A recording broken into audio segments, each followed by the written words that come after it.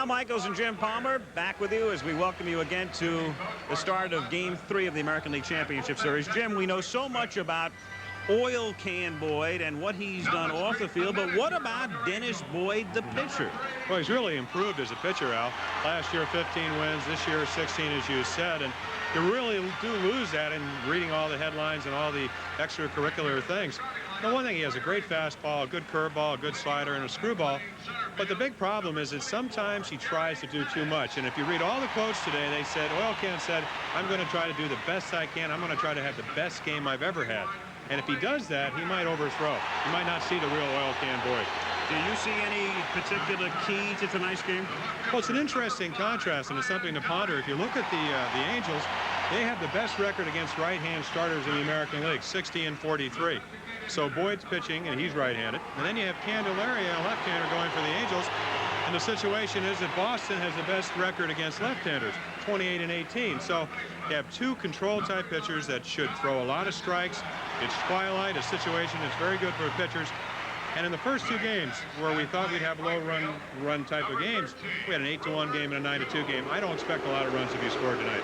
This is the second year of the best-of-7 format. I sort of get the feeling that there's a little less tension, at least to this point, than there used to be in a best 3 out of 5. Am I alone, or do you feel the same way? Well, I played in 7 playoffs, and they were all 3 out of 5. And this is where this series has gravitated to. It is 3 out of 5. Every game now has more attention. And, you know, the situation as it is, John McNamara coming back with Roger Clemens tomorrow. He hasn't done that all year. You really don't know about that situation. It's a pretty big game for the Red Sox tonight. Late afternoon game in Anaheim, and that begs the question about the light. Not bad, all things considered, tonight. No, everybody says it's a great park to hit in, but at night. And this isn't nighttime, it's twilight time. Okay. That is what they call the preamble, and we will join the public address announcer, Dennis Packer, here at Anaheim Stadium. See ya. Left fielder Larry Barnett and right field Larry McCoy. Ladies and gentlemen, girls and boys, to honor America, will you please rise and join celebrated entertainer Sammy Davis Jr. in singing our national anthem.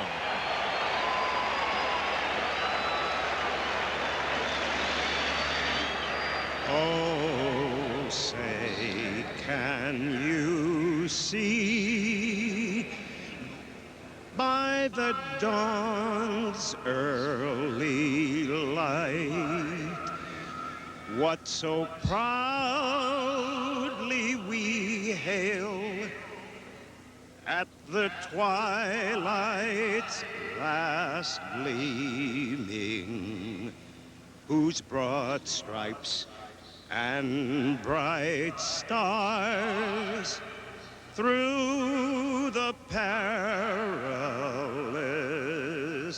fight o'er the ramparts we watch were so gallantly streaming, and the rocket's red glare, the bombs bursting in air, gave proof through the night that our flag was still there.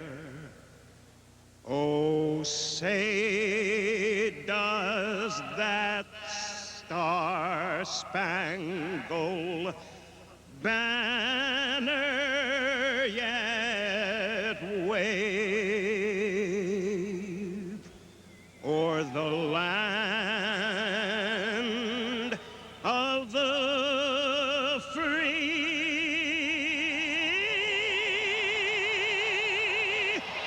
and the home of the brave.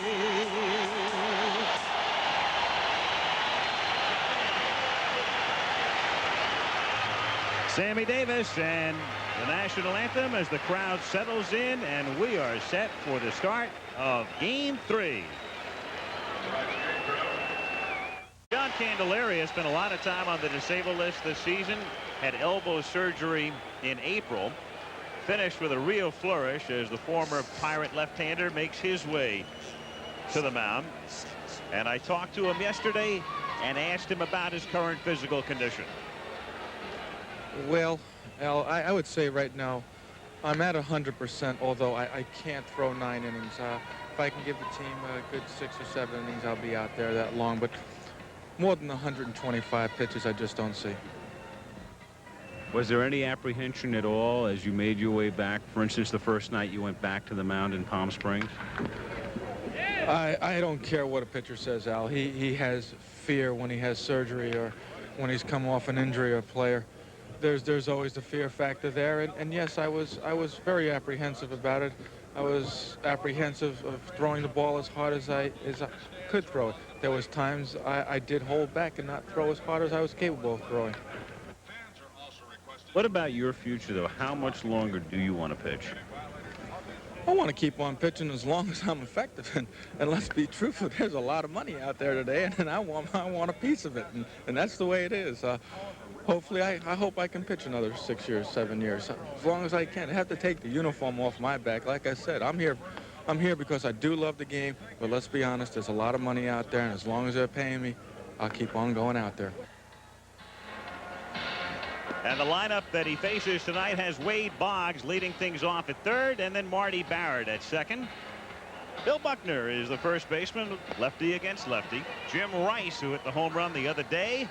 Don Baylor, per usual, the DH. Dwight Evans batting in the 6th spot.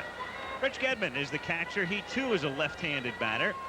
Tony Armas hits 8th, and batting 9th will be Spike Owen. And the Angels now defensively with Downing, Pettis, and Rupert Jones in right field. DeCinces, Schofield, Grich, and Joyner in the infield. Boone catching. And I guess, Jim, with Sammy Davis here to sing the national anthem, it's appropriate that the Candyman is on the mound. Very good, Al. I like that. Sure is. And a lot of people, I think, felt that he may have been the choice to maybe start in the first game. As great a year and as great a game as Mike Witt pitched the first ball game. They felt this is the Angels' hottest pitcher, a rare blend of a guy that has strikeout capabilities but has excellent control, almost 8 strikeouts per 9 innings, only 2 walks. I think the impressive thing, as you look at the umpires, is the fact that he's very tough against left-handers. And if you think about the lineup that Boston presents, Wade Boggs hitting 352 on 357 on the year, but 352 versus left-handers. Will he neutralize him? Hasn't allowed a home run all year to a left-hander. How about Buckner and Gedman? Pretty good guy to have on the mound for you. And Wade Boggs waiting to come up to the plate to start things here at Anaheim Stadium. Fenway is a park of nooks and crannies, of course, but in Anaheim, a symmetrical facility. 333 down the lines, 370 to the alleys, 404 to center. The natural grass here in pretty good shape, all things considered. But keep in mind, too, this is the home of the Rams, who have played some preseason games and some regular season games here already this year, including a game last Sunday against the Tampa Bay Bucks. And that one went into overtime, so they got extra use from the field. Well, of course, I played in many World Series. One was in Memorial Stadium, where we were able to win the 6th game. Colts had played there the weekend before, going back to really 1971. Dick Davaleo made a throw and hit a divot made from football, took a high hop. Frank Robinson slid under the tag, and we go to the 7th game. They put a lot of ryegrass. They top dress. Ryegrass comes in up anywhere from 4 to 7 days, so you do the best you can. This is a multi-purpose stadium, as you said in the pregame, but you just hope you don't get the bad hops similar we got in Boston, which really is only used for baseball. So here we go now for game number 3 with Boggs at the plate, and Candelaria starts into the strike. Wade Boggs, the batting champion. He's done it 3 times now in the last 4 years. And in this series, he is 3 for 7. 0-2.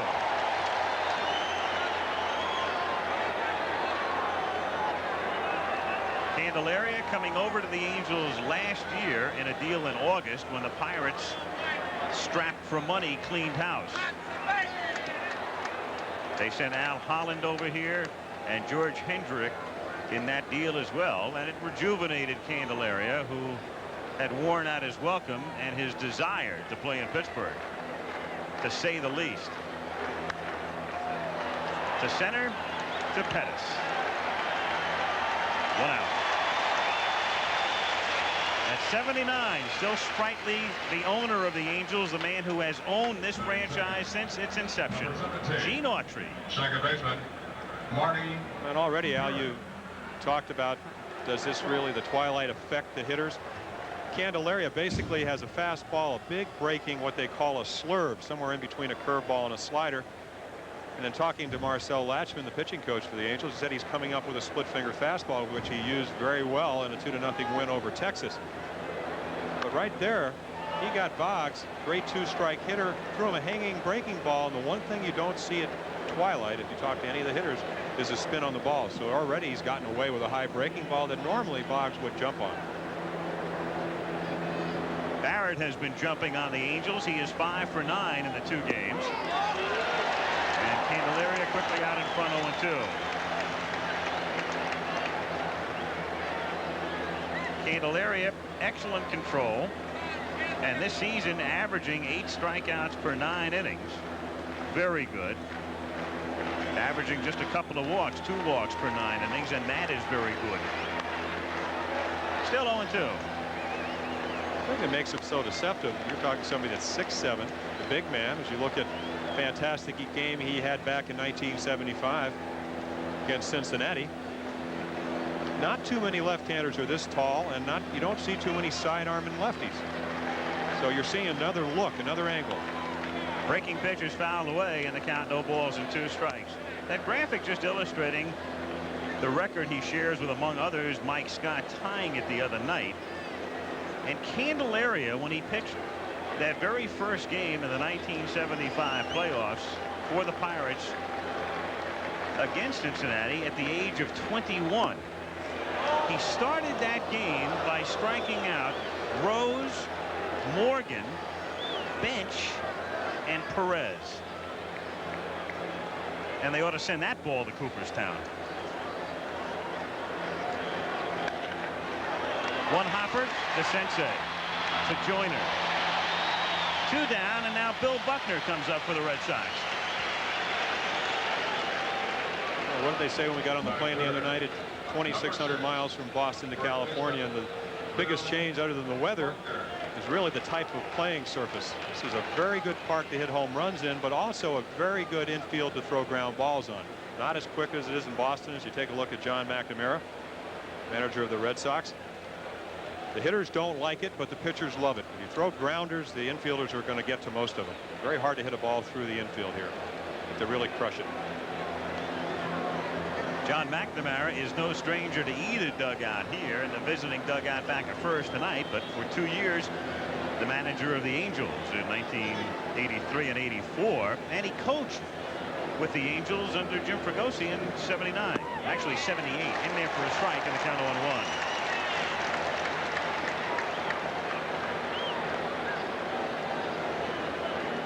Again, it's interesting, I think, as a pitcher and a former pitcher. You pitch in a lot of twilight games.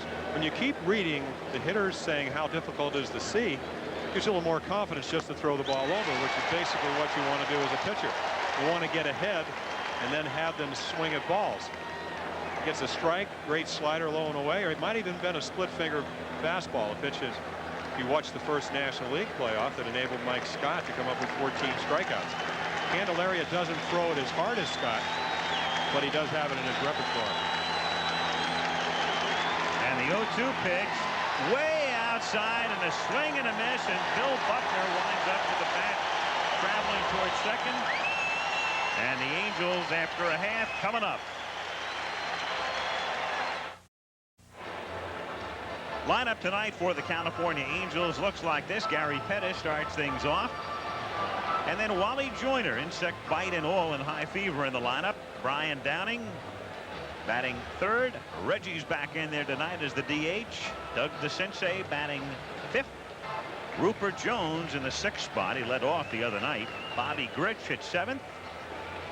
Dick Schofield in the 8th slot. And batting 9th will be Bob Boone. And on the mound, of course, is Oil Can Boyd with Rice, Armas, and Evans in the outfield. Boggs, Owen, Barrett, and Buckner in the infield. Gedman catching, and Oil Can Boyd on the mound for the Boston Red Sox. Oil Can, and one other thing that people forget because so many things have happened to him this season. When he reported to spring training, he was down to 133 pounds. They didn't know what was wrong with him. Took some tests, and it turned out to be non-infectious hepatitis. So it's the Can against the Candyman here in Game 3 as Pettis gets started to lead things off. Pettis, Joyner, and Downing with no score. Gary Pettis, who is the speediest man on either team and the only true base stealing threat on a consistent basis. So Dick Schofield did steal 23 this year. Pettis is really the only man you have to greatly concern yourself with when he gets on. Switch hitter who hit in the 9 spot in the first 2 games, and Gene Mauch has moved him up to the leadoff spot. Well, the one thing Oil Can Boyd can do is throw strikes. Under 2 base on balls per 9 innings. And when you're pitching to a guy like Gary Pettis with 50 stolen bases leading off a game, you want to throw strikes, make him hit the ball. Don't want to walk him. If you put him on, you're talking about a double.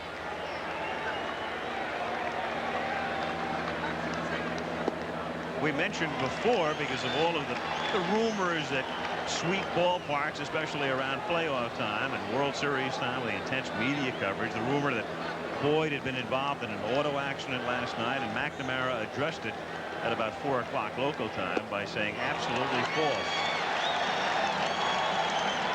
2-1 the count.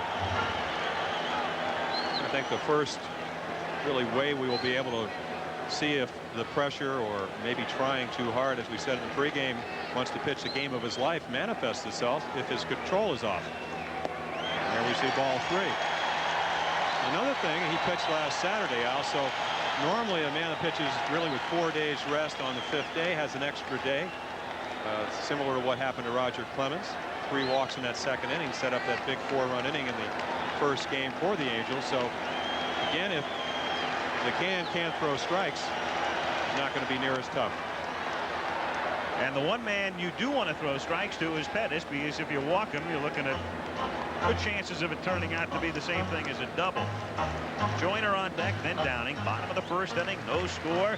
Game 3 with a series even at a game apiece. Just for the record, during the regular season, the 12 meetings, the Angels were 7-5 with Boston.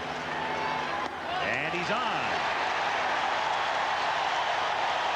When you talk about wanting to throw strikes, what this does, it changes your pitching pattern.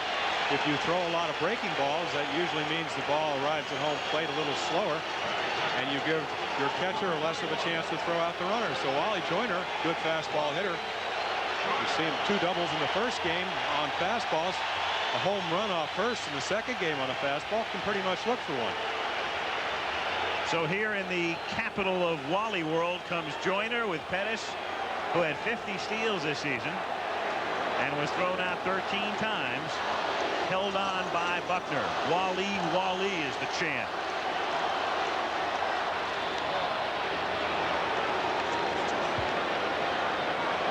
Again, I think if you referred to the kind of pickoff move that Oil Can Boyd has, you would say quick feet. As you said, he's not very heavy, 155 pounds now, as you said, 133 before.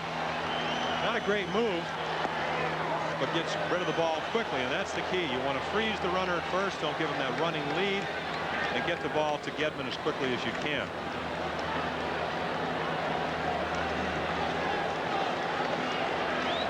No balls, 1 strike, nobody out.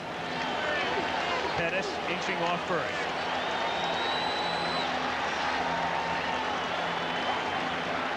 And time call. He had backed off.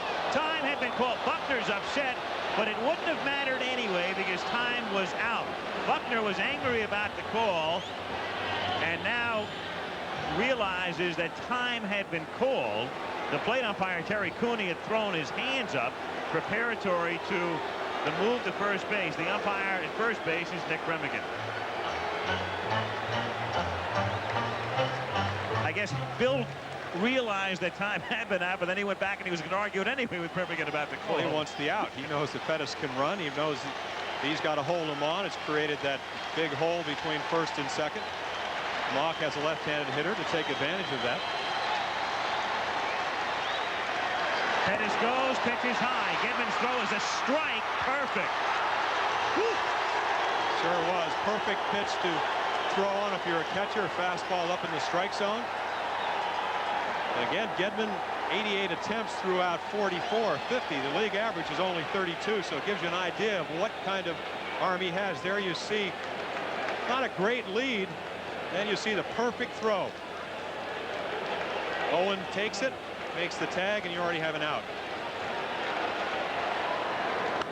Joyner then hits one down to second, and Marty Barrett takes care of him. So 2 away, and Brian Downing will be the batter.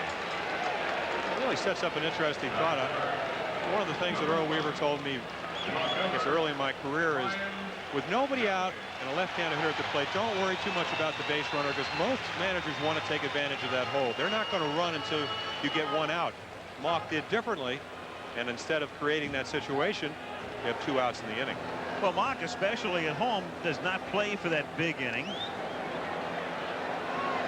And he's got Candelaria on the mound tonight, too, so he might not need a big inning. Down low, 1-0. Meanwhile, sort of a phantom tag here in a way as we take a look. The throw is obviously there, and did Pettis get in or not? Well, really, that's a play you don't have to tag him on, because the umpire, even though maybe he shouldn't do that, seeing if you watch Major League Baseball, all he is doing is seeing, as you take a look at maybe one of the, well, not maybe the greatest hitter of all time, especially in Boston history, Ted Williams. All you have to do is get the ball ahead that soon, and you're out. It's funny because we flew to Anaheim the other night, flew out here with the umpiring crew, and one of the things we were kibitzing about was the in the neighborhood play. And basically what it is if you execute the play the way it is supposed to be executed, you'll get the call on the double play on a play like that. The throw is there, the tag goes down, and even though it wasn't totally manifested, the play was executed well enough to get the call. Meanwhile, Downing has gone on strikes, and we're scoreless after 1. Again, ladies and gentlemen, girls and boys, be sure to pick up.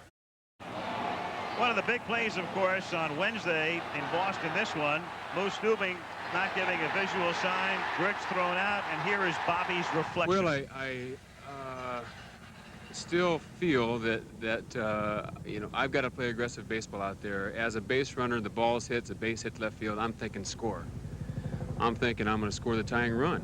And until the third base coach fires his hands up in the air and holds me, I'm going home. And I did not see any hands in the air. Simple as that. He's got to wave you home, or he's got to hold you up. And that's the ground I stand on. And that's the way I've learned to play baseball and learned to run the bases. And that's all there is to it. Rice. So Grich making his point. He did apologize to Stubing in the sense the other day that he said, I didn't mean to show you up. Moose accepted it. And away we go. Well, I talked to Moose about it, and he said, I've gotten away with that. In other words, not putting my hands up all year. Look at Jim Rice foul off the first pitch with Schofield and Pettis. A little different story. Bobby Grich doesn't have their speed, so he did make a mistake. I think where Bobby's coming from, and having played with him for 4 or 5 years, he's a very intense player, is that play might have a big bearing on how this really playoff series is determined. 1-1. And meanwhile, as Rice stands in to be followed by Baylor and Evans, Stubing didn't hide the other day. He had to stand there and take it and answer the questions and admit he'd made the mistake. I loved Scott Ostler's line in the LA Times recounting Stubing in the clubhouse enjoying a beer with 150 of his closest media friends. 1-2 on Rice. Well, you will attract attention in postseason. Well, he just knows he made a mistake. And again, when we talk a game of first, and that's not a graphic, it goes back to that percentage. In the American League, if you go back and the first runner gets on, 51% of the time they score, you get the first batter out. It's only 14, so is the first batter important or not? I think I would say so. Candelary's been able to retire him. Fouled away in the count 2-2 on Rice, who started the series silently. He was 0 for 4 in game 1 and did not hit a ball out of the infield. And then he was 0 for 3 the other day until he singled and hit the 2-run homer. That was the icing on a 9-2 cake. Still 2-2 on Rice. Jim Rice is one of those really rare blend of hitters that hits for an average over 300 going into the season and also home runs. And we talked about the lifetime 351 home runs during regular season. So he can hurt you in a number of ways. And the 2-2 is inside. 3-2 the count. Light's taking effect here. It's clouded up a bit in October at about 12 minutes before 6. Not bad for the visual conditions. Breaking ball inside, and Rice is on.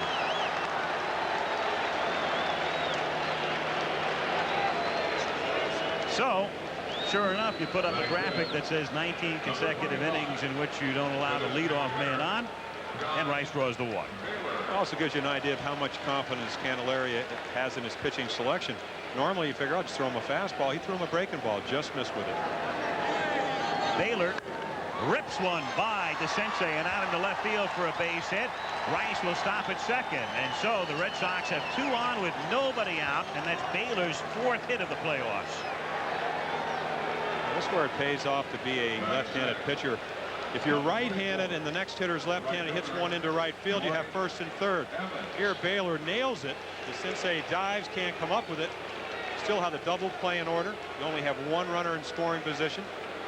And really, I suppose you have a guy that had a terrific year in Dwight Evans, 26 home runs, but a double play man if he hits the ball on the ground. So if you're John McNamara, do you sacrifice and try to get the 2 runs, or do you let him hit away? I think I let him hit away, and I think I let him hit away because if he sacrifices, you've got Rice at third, Baylor at second, Gedman, a left-handed batter, coming up next, and you know how tough Candy is against lefties.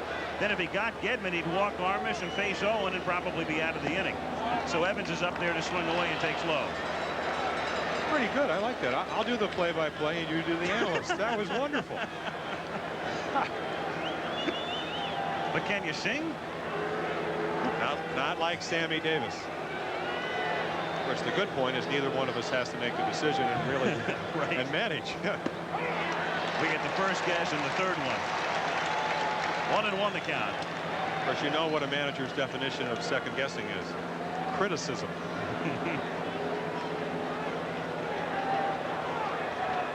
1 ball, 1 strike the count.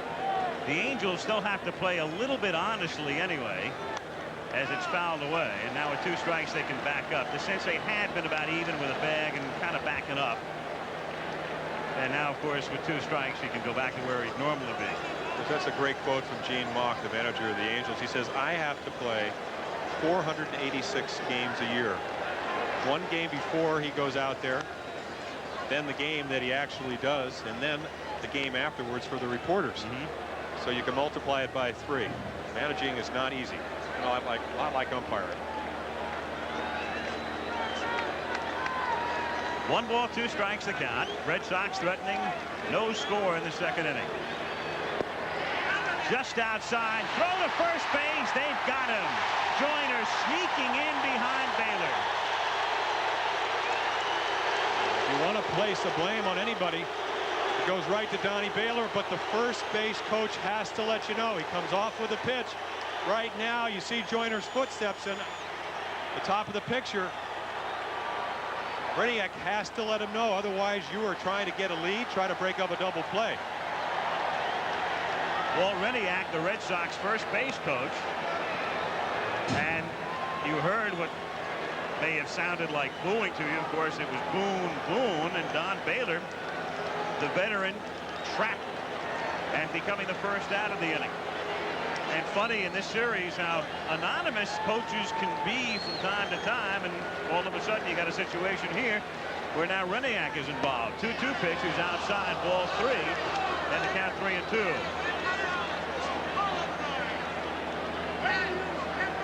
So Rice at second base. 1 out, 3-2 the count on Evans.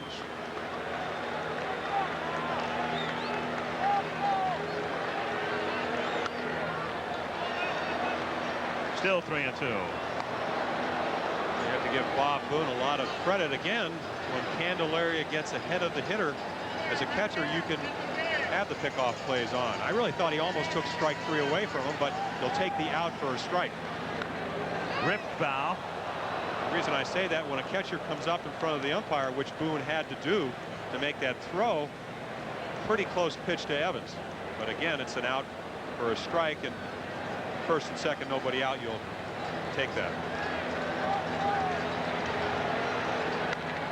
To the hole and a base hit, and Rice had to hold up to see if it would be fielded, and thus he is stopped at third. And the Red Sox with runners at the corners, and Gedman coming up. So Candelaria still here as we watch the base hit to left field in a situation where with the right pitch he'll get out of the inning on 1 pitch if he can get Gedman to hit the ball proficiously on the ground. And wouldn't that be something with a walk and 2 singles to be out of the inning? Boone picking Baylor off, and now the Angels hopeful of a double play. Breaking pitch away, 1-0. Gedman hit 16 home runs. 5 of them came off left-handers, so I suppose he still has power. If you make a mistake, he can really hit you well. Back through the middle, base hit for Gedman. Rice coming in to score. Evans stopping at second, and Boston on top, 1-0. So he gets Gedman to hit it on the ground, but not in the right spot, and Gedman hit it sharply. All 3 hits have been ground balls, but they have been hit sharply. Again, usually when you give up a lot of ground ball hits, as a pitcher, you say, well, they're only grounders, but that usually means that you're getting the ball in the middle of the plate. You're not making the pitches on the corners that you'd like, and they're getting the fat part of the bat on the fat part of the ball. And Armas pops it up, and that's an infield fly and an automatic out, and a 3 in your scorebook. Joyner with a putout and 2 down, with Evans still at second and Gedman at first, and we'll see Spike Owen. Batting 9, number 5, the shortstop, Spike Owen. A walk, 3 singles in the inning, but 1 run in the big play. Baylor getting trapped as Owen, the number 9 hitter, stands in. Spike, a switch hitter. And better from this side, takes inside, ball 1. 1-0 the count. About 140 points better from the right side. Only home run of the year, right-handed. So you turn him around, he becomes a better hitter. Chopper off the plate. Tough play. Candelaria throws and gets it by a half step. But the Red Sox take the lead at the end of 1.5. 1-0 Boston. Reggie Jackson to lead things off for California, bottom of the 2nd inning. And here's the way he sums up his season. Not bad, not good. You know, I'm a guy that usually looked for 30 home runs, 100 RBIs. And I think last year people thought that I tailed off when I hit 27 home runs and drove in 85 runs. Now this year I'm down at 58 runs batted in and 18 home runs. But I guess I could say, well, I had 90-some walks and I was on base a lot and that kind of thing. And I did hit 18 home runs, and I am 40 years old. But Al, when you start trying to reason why or trying to analyze how you had a good year, then you really hadn't had a good year. But there's still October left. Plenty of it. Especially if you win the playoffs. So here we go to the bottom of the 2nd inning. 1-0 Red Sox. Last time that a playoff game was played in Anaheim here in 1982 against Milwaukee, Reggie hit 1 out. Also, all 18 home runs were off right-handed pitching. So that's, you want to make excuses for Reggie. He did not play that much against left-handers this year. The tune system didn't get as many at-bats as last year. Also didn't hit any home runs off any left-handers. So if you're Gene Mauch and you want to win, maybe that's part of being 40. 2-0 the count. Sometimes with all of the numbers that come by you, you've got to put things in perspective. 548 lifetime homers, so he's 6th. Back of Hank Aaron, Babe Ruth, Willie Mays, Frank Robinson, Harmon Killebrew. Then Reggie. 2-1 pitch is hit in the air to center field. Crowd seeing it with its heart and not its eyes, and down he goes on a fly ball to Armas. 1 up and 1 down in the bottom of the 2nd inning, and DeCinces is the batter. One reason the crowd responds like that, even a fly ball, a routine fly ball, sounds louder off Jackson's bat than off most others. It's a typical reaction you get in Boston because of the small proximities or distances of the fences. Every time a fly ball goes up, so does the roar from the crowds. And the backing there for DeCinces, one of several Angels whose future would be in question. Last years of contracts and the age of this ball club and the economics of baseball these days, etc., etc. And so DeCinces at least getting a vote sign-wise.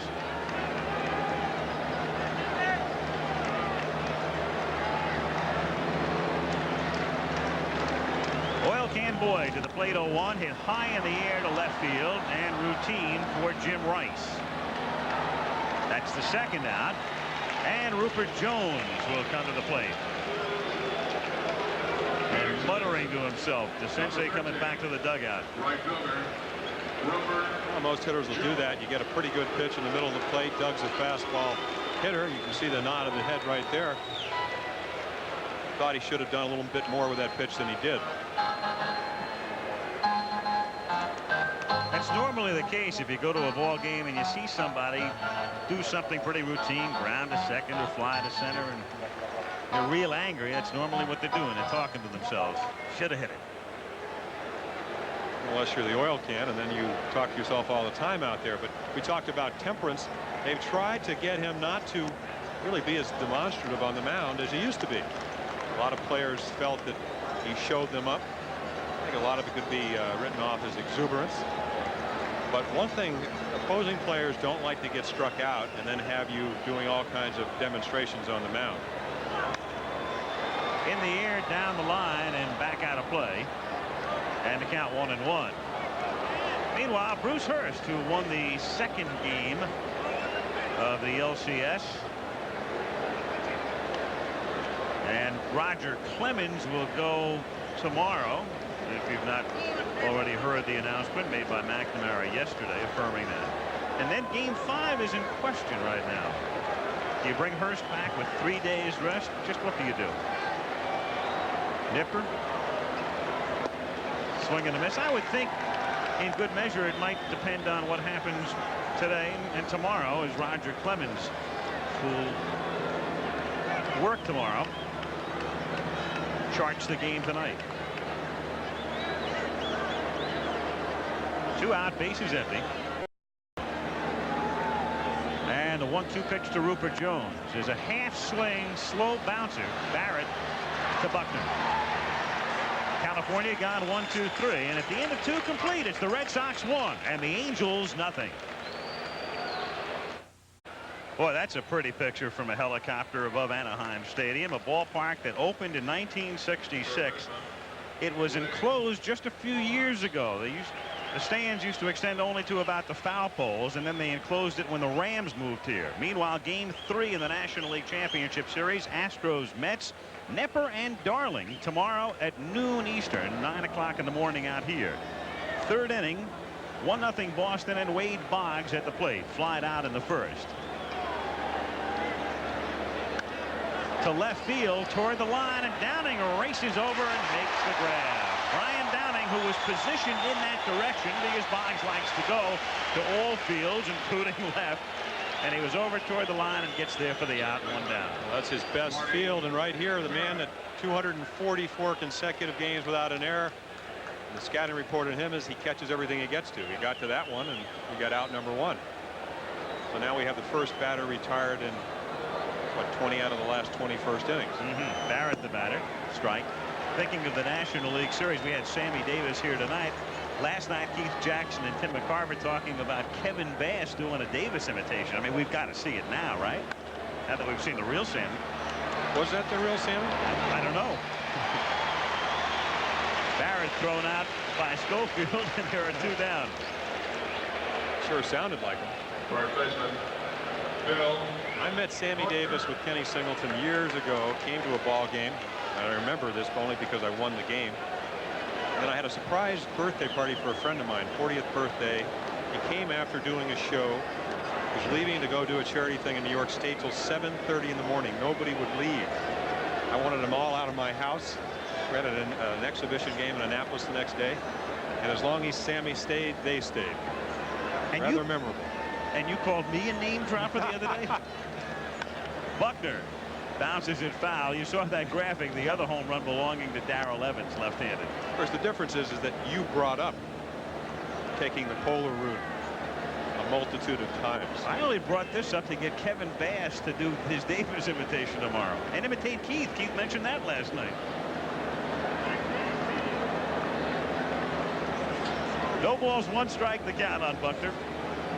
2 down, bases empty in the 3rd. 1-0 Boston. Fouled away, and the count is 0-2.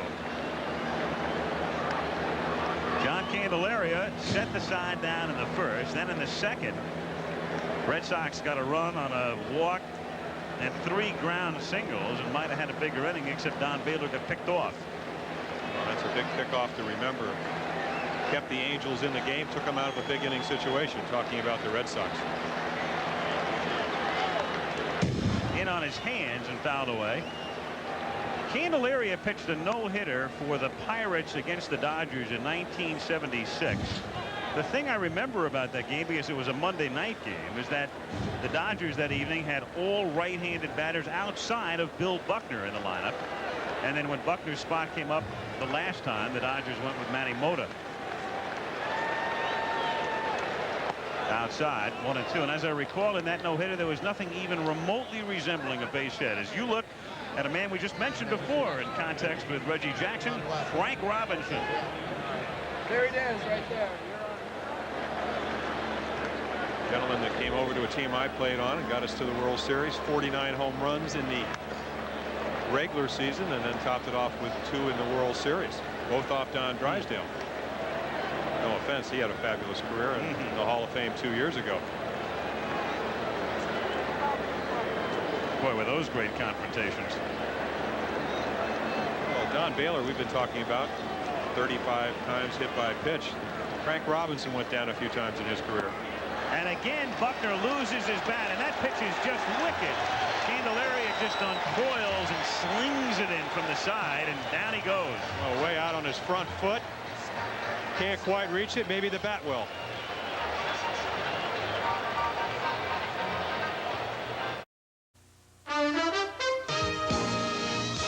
This ABC Sports exclusive is being brought to you by Allstate. For home, auto, and life insurance, you're in good hands with Allstate. Beautiful evening at Anaheim Stadium. Temperature in the mid to upper 60s. Capacity crowd. Game 3, 1-0 Boston. Bottom of the 3rd. Bobby Grich to lead things off for California. Bottom of the order against Boyd. Takes a strike. The Angels, with Grich leading off, managed by Gene Mock, his 2nd tour here with California. And Mock in his 25th year. The 0-1 pitch is popped in the air and playable for Boggs near 3rd. 1 gone, and we'll take a look at Schofield. Gene Mock is a very fascinating man, and if you love the game and follow the game and have had the chance to know him, I think you'll agree. And there he is, the skipper, and a man who has been so unjustly maligned because everybody talks about 64 in Philadelphia, and then they rekindle that with 82 and the fact that he's never won a pennant. He is a fascinating man in the sense that he has managed some terrible ball clubs. Remember when he took over the Phillies back in 1960, he took over for a manager who had quit after an opening day loss, Eddie Sawyer. That's how bad that team was. As Schofield goes after the first pitch and bounces it wide of 3rd, and Boggs comes up throwing, 2 down. And we'll take a look at Bob Boone, and the crowd will go boom, boom. But that club was so bad, Eddie Sawyer told the owner, Bob Carpenter, at the time, as we watched Boggs again, I'm 49, I want to live to be 50. And then Mock's 61 Phillies lost 23 in a row. In 64, they blew the lead. Gene lasted through 68, then took over in 69. An expansion team at Montreal tried to make a lot out of very little. And then to Minnesota, where bucks weren't spent particularly freely. And then finally to California, where in 82 he leads the team to a division crown. And then they lose the playoffs in 5 as Boone fouls it away. And then Mock needed a rest. He needed a rest after the 82 season. And he went home, and then of all things, his wife, who he dearly loved, Nina Lee, became sick, died of cancer. Gene putted around, played golf, took a front office job, and finally came back. It was a marriage described by his daughter Leanne as like two people going steady. And now the man is back, and he says it freely. I need baseball more than ever, and told us the other night, I want to win this more than I want food when I'm hungry. So Boone grounds out. California down in order. We played 3. Boston on top, 1-0. Jim Rice to lead things off as we go to the 4th inning. An MVP candidate. What does he think? In my mind, no. We just finished playing the New York Yankees, and Don Mather had a hell of a year.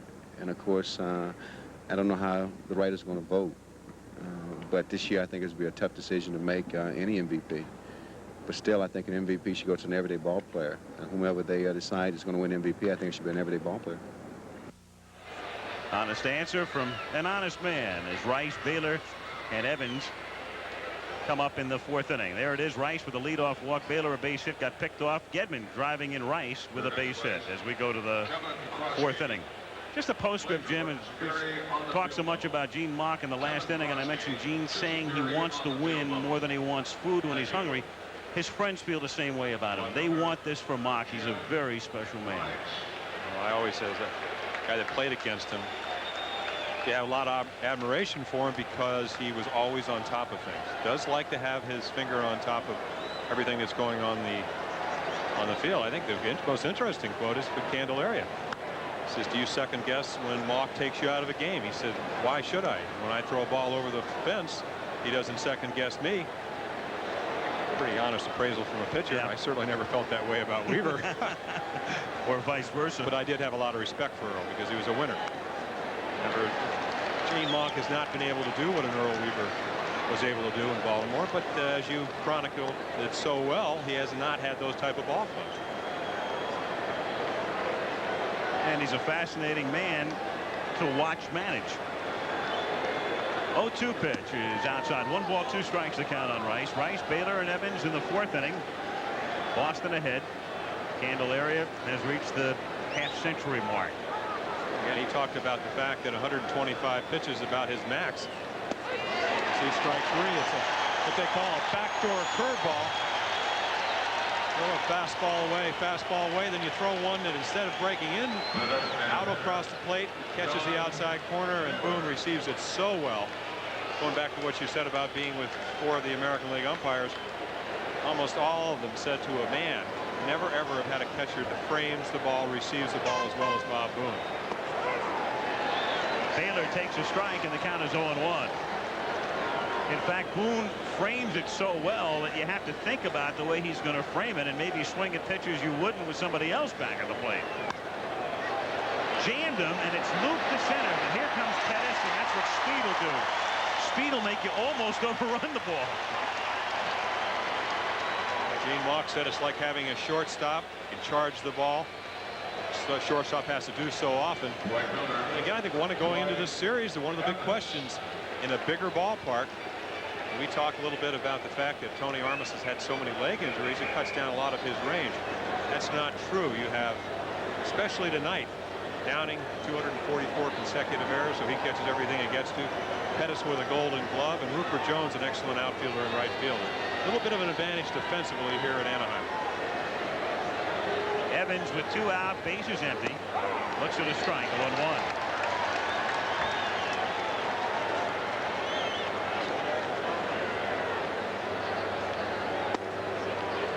One ball, 1 strike the count.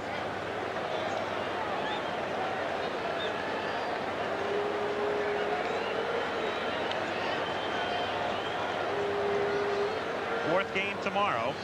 Clemens and Sutton at 8 Eastern. Just off the plate. That'll be a special treat. Don Sutton with over 300 wins.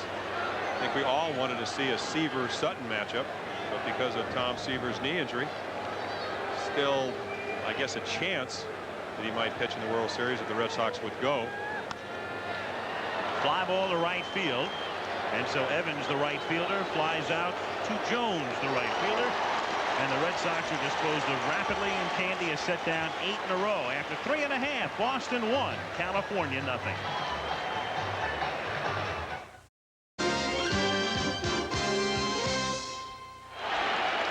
Anaheim Stadium, Anaheim, California. Al Michaels and Jim Palmer with you. And that's the day after tomorrow now. Game 5 is a day game, and there are the times at the bottom of your screen, 2:30 in the east and 11:30 in the morning when we come on the air Sunday out here. The Red Sox with first possible on 3 days rest against Mike Witt, who was so brilliant Tuesday. Pettis, Joyner, Downing, bottom of the 4th inning, 1-0 Boston. Pettis has been California's only base runner. He walked in the 1st, and then he was gunned down by Gedman. And Oil Can has not given up a hit through 3.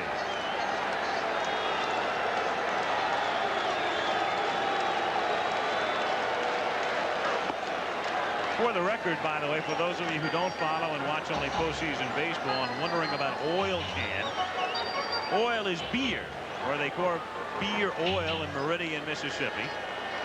And thus the derivative of that nickname. Fouled away, and the count 1-2. We talked about earlier about all the things that have been said over the summer about Oil Can, the controversy in Boston and so forth, but the 2 recurring themes that come back are the importance of his family. Number 1, don't mess with my family and give me the ball. All he wants to do is pitch. And again, I think that's what Don Baylor said early April. Leave the man alone. Let him go do what he does best. Look what he found. 1 out. He's an excellent fielding pitcher. Seen him use the curveball on a couple of occasions. Right here, he throws one to Pettis. Kelson hits it right back up the middle, and it's one of those plays where if you don't react quickly, which Oil Can did, you have a speedy guy that can steal bases on first. It made the play, and it's another example of a pitcher helping himself. Wally Joyner grounded out in the 1st inning.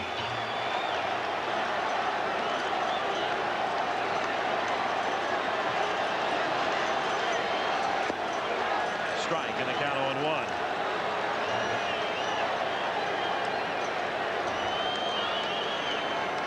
Again, you're going to be able to be more overpowering if you have 4 pitches you can get over. There we saw another curveball. So far, we've seen a good slider to the right-handers. We've seen the screwball to the left-handers. Got a strikeout. Brian Downing on a good curveball. And then we've seen a fastball that's right around 90 miles per hour. So if you get them all over, the only walk, as you said, have been to Pettis, you're going to be impressive. Oil Can, one of 14 children.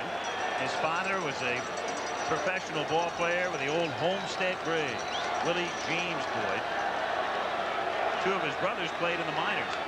As he fouls it away, and it's still 1-2.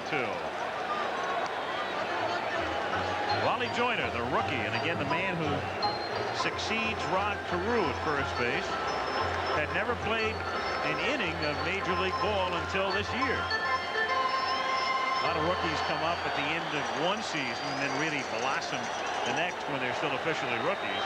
But Joyner had never been here.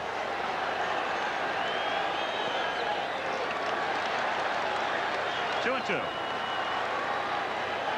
again, the tremendous faith that the Angels have in their farm system. We've talked throughout the series. 9 present players on the roster. potential free agents may not be signed here. And part of the reasons there are some young players on the roster that are active for the playoffs that might take places of some of the veteran players, but also in the minor leagues. He reaches for it, lines it to right, base hit. So Joyner sweeping at the pitch and hitting it into right field for a single, and the Angels have their first hit. One thing Wally Joyner can do, 20 home runs the first half, only 2 the second half, but there takes what you consider a good pitch and just kind of pings it into right. Gets out on his front foot, bat stays back, still has enough left to hit a line drive to right field for a base hit. Brian Downing has been Boyd's only strikeout victim.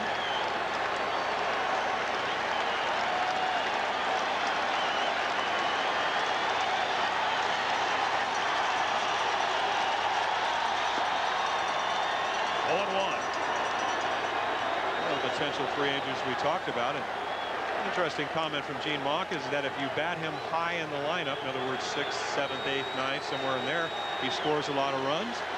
You bat him 3rd like tonight, he drives in a lot of runs. So here's a player that can do a lot for you. And if you've been following Major League Baseball, they've gone from 25-man rosters to 24. Just all the teams have adhered to that all year. Here's a guy that can catch for you. Came up as a catcher with the White Sox.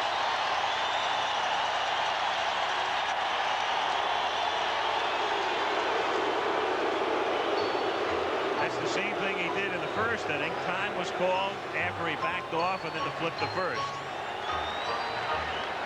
Joyner really not much of a threat to go.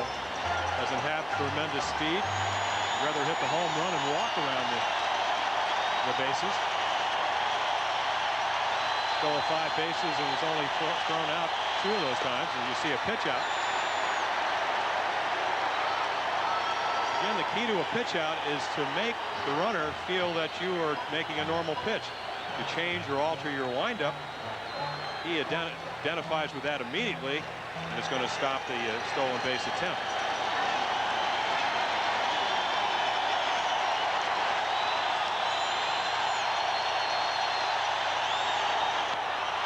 Base hit to left field.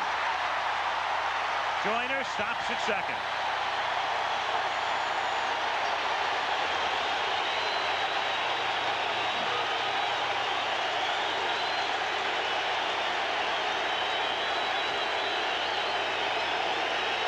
So Boyd is in his first dilemma of the evening with the Red Sox on top 1-0. Joyner at second, Downing at first, and the man is at the plate. Sure is, and as we said, all 18 home runs off right-handed pitching. And I think the most amazing thing about Oil Can Boyd is normally right-handers get right-handed hitters out better and left-handers get left-handed hitters better. Oil Can's the opposite. The left-handers hit 254 against him. The right-handers hit 281. So there's almost a 30-point difference. Shallow left field. And the catch is made by Spike Owen. It was not shallow enough for an infield fly. The automatic sign was never given that time, so Owen had to make the catch. 2 down, and DeSensei will be coming up. I think the reason for that 30-point difference is that basically one of his best pitchers is the screwball, and it's very effective to left-handed hitters, even though he jammed Reggie with a high fastball. And then you got a guy like Doug DeSensei up there who's right-handed with not very good numbers against Boyd. Pretty much takes away the screwball from a right-hander to a right-hander. Doug DeSensei with 2 on, 2 out. 1-0 Boston. Bottom of the 4th inning. And a visit from Gedman. Requested by Boyd.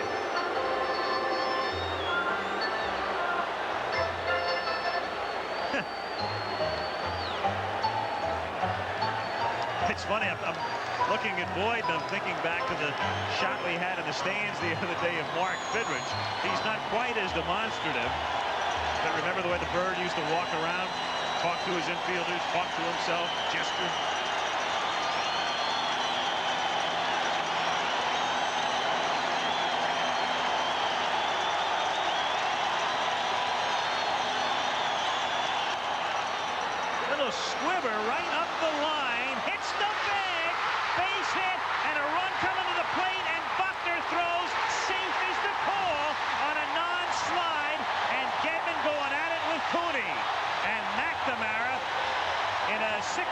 60-yard dash gets there as well. Meanwhile, that's the weirdest looking little ground ball I've ever seen. And now McNamara has to think about a bunch of things, among them keeping Boyd in the game because he's angrier than Gedman. And the umpires are now discussing it amongst themselves. It's the weirdest looking, and of course we'll see the replay. Little ground ball I've seen in a long time. Well, it's right off the end of the bat, and Terry Cooney, the home plate umpire's responsibility, as apparently Richie Garcia, whose call it is, he's the third base umpire, apparently made the call. And whatever the call is, are they going to call him out at home? Was that it from third? That's what it has to be. The responsibility in this play, Al, is that the home plate umpire on a ball between first and home has to call whether the ball is fair or foul. The third base umpire is supposed to come from third base. As we take another look, you can see it right off. It's a pool cue shot, as they call. Starts out foul and comes back now, there. Terry Cooney is making the call right here. He goes up the line, and then the ball hits the bag. Can goes for it. Buckner picks it up, and he makes a play. Now the home plate umpire, Cooney, out of your picture, is up the line. Here's the throw. No slide, and Gedman trying to make the tag. He looks safe. He does in that shot. He certainly does. Joyner now. Here's Mock really going at it. Cooney and Garcia was the umpire at third. Well, what Terry Cooney just said, excuse me, is that I asked for help, and the help should come from the gentleman on your left, number 9, Richie Garcia, because it's his call. Responsibility shifts. And Gene evidently says whatever he said is enough to get him tossed. He gets tossed by Nick Bremigan. There is nobody, of course, who knows the rule book any better than Gene Mock, and whatever it was, Mock said the wrong word or words, and that's the end of that story. Again, if you slide, you can see Gedman blocking the plate. Again, it's very hard to tell from that angle. From the other angle, he looks safe. Again, Terry Cooney went to the gentleman right there. It's not 9, it's 19, Richie Garcia.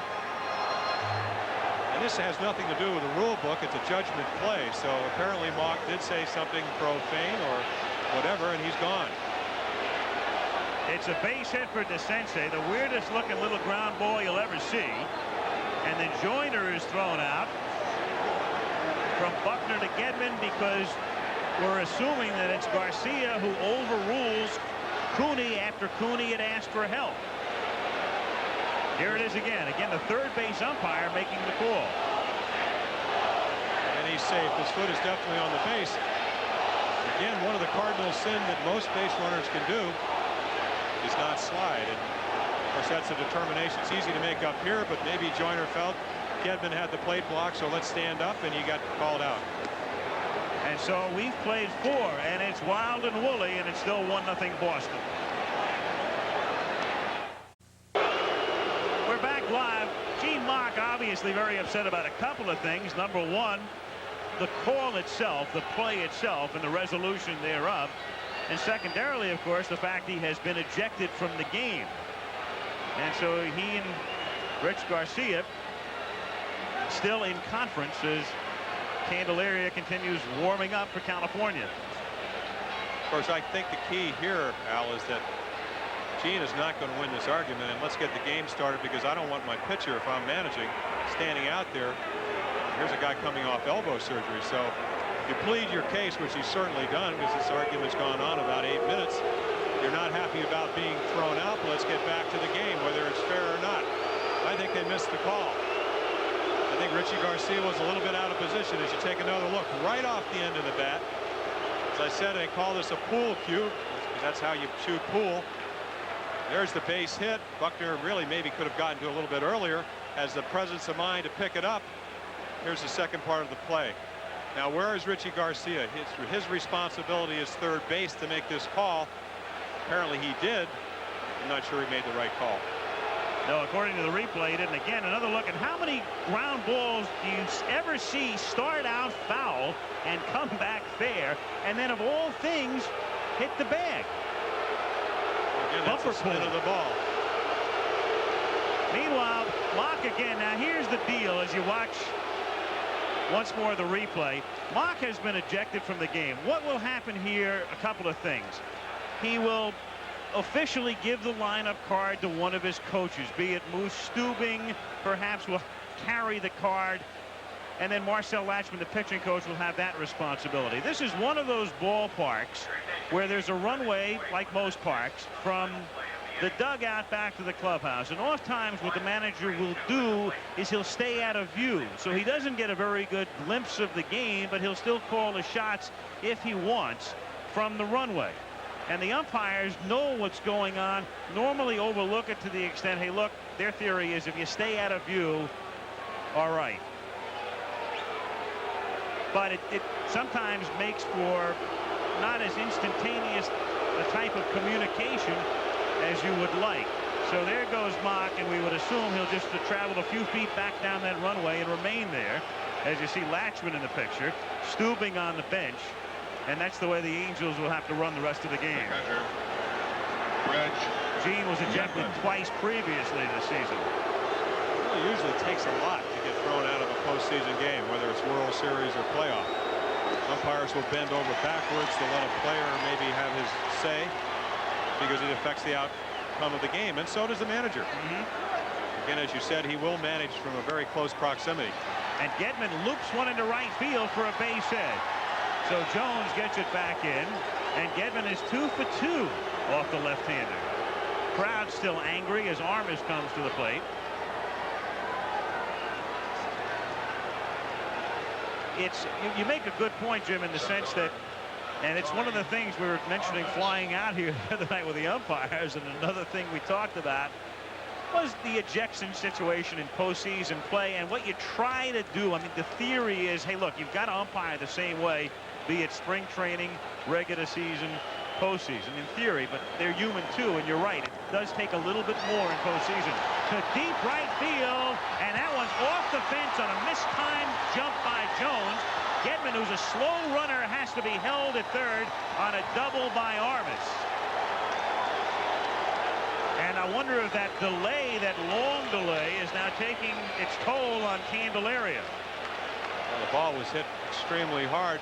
You don't see it from this angle, but Jones' first step was in, and he cannot get back in time. Makes a valiant effort, but for naught.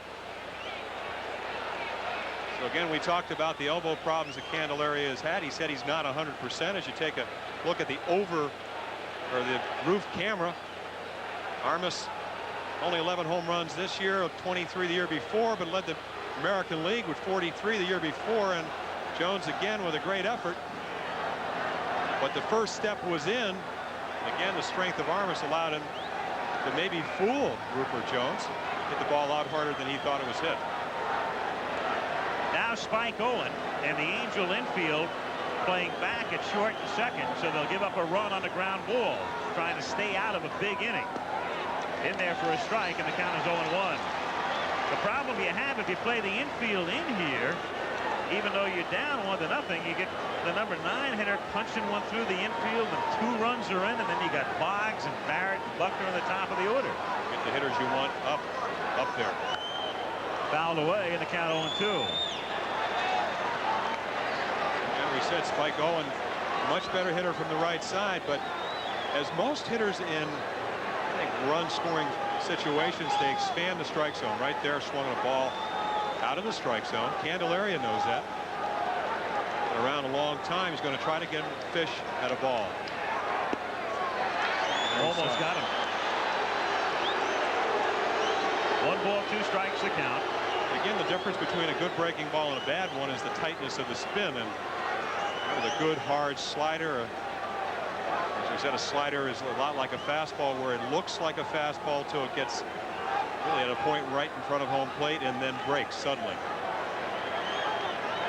1-2 pitch is cued down to first, and it's Joyner making the play, and the runner's holding. Joyner was kind of in a halfway position, and he could afford to be because Gedman can't run. Armas remains at second, so Joyner positioned perfectly, and they get the first out with Boggs at the plate. Sure was. You play your first and your third baseman in, and if you do hit it at either one of them, you keep a run from scoring, and they were able to do that. I'm sitting here thinking if this were the NFL right now, the game would be tied. Maybe. At least tied. The replay official, we would assume under circumstances such as that, would have overruled the decision.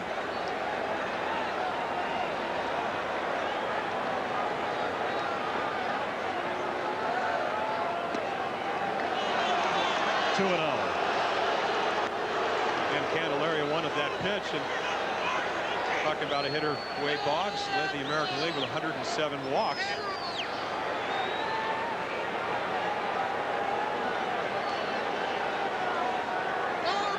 So a lot of times the close pitches go to him.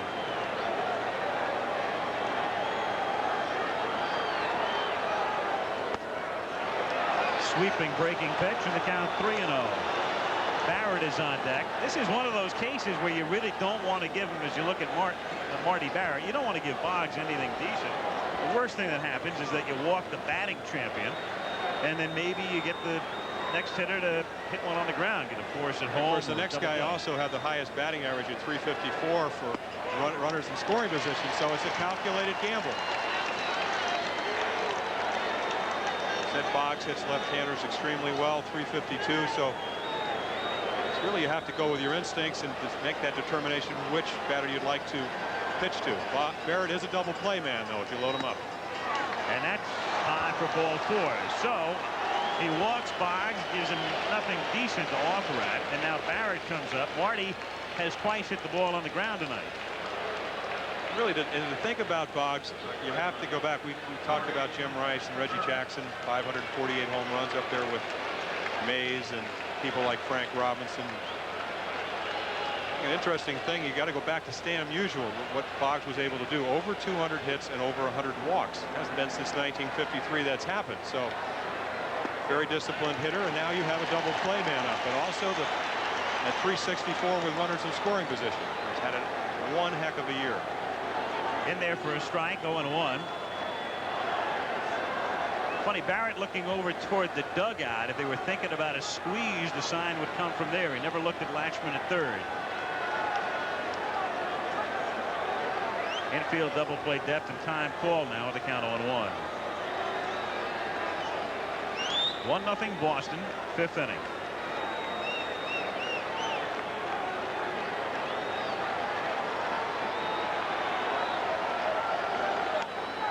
Popped up. 2 gone. Big out. And now Buckner, who has swung futilely at 2 sweeping breaking pitches, losing his bat on both occasions. He said it's a key out, and usually the great pitchers, and Candelaria at 10-2 this year has really been that in his last 3 starts. It really comes down to, there's a tremendous stat. Man does not walk, but very rarely ever strikes out. First 2 times up, 2 strikeouts. But again, Buckner did not have a great year against left-handers. Last year he almost hit 300, a little bit over 300 against right-handers, and 291 against lefties. This year, maybe because of the ankle, and maybe because of the fact they adjusted the way they pitched to him, he did not have that kind of year. Down in the 220. That's the same pitch which he'll be seeing in his sleep tonight, and the count is 0-1. Bases loaded, 2 down, 5th inning at Anaheim. Boston on top, 1-0. A run, 5 hits for the Sox. No runs, 3 hits for the Angels. Again, as you said, this is the first game. There's a man over 2,500 hits. He's saying, stay back, stay back. Again, the breaking ball, the spin is so tight, he can't distinguish, apparently, the fastball from the breaking ball. Again. This is an old movie for Buckner. Well, it looks like an instant replay. Way out from the side, big sweeping slurve. Buckner says, I don't want to swing at it. I don't think he can really pick it up very well. You talk to any hitters, really the good ones, when they say they're hot, they said, I can see the ball real well. Buckner is not seeing the ball very well tonight. Candelaria has a lot to do with that. The way this is going, this would be off the board in Reno and Vegas. You got to understand, Buckner thinks that Candelaria is coming from about right center field. 6'7", probably 38-inch arms.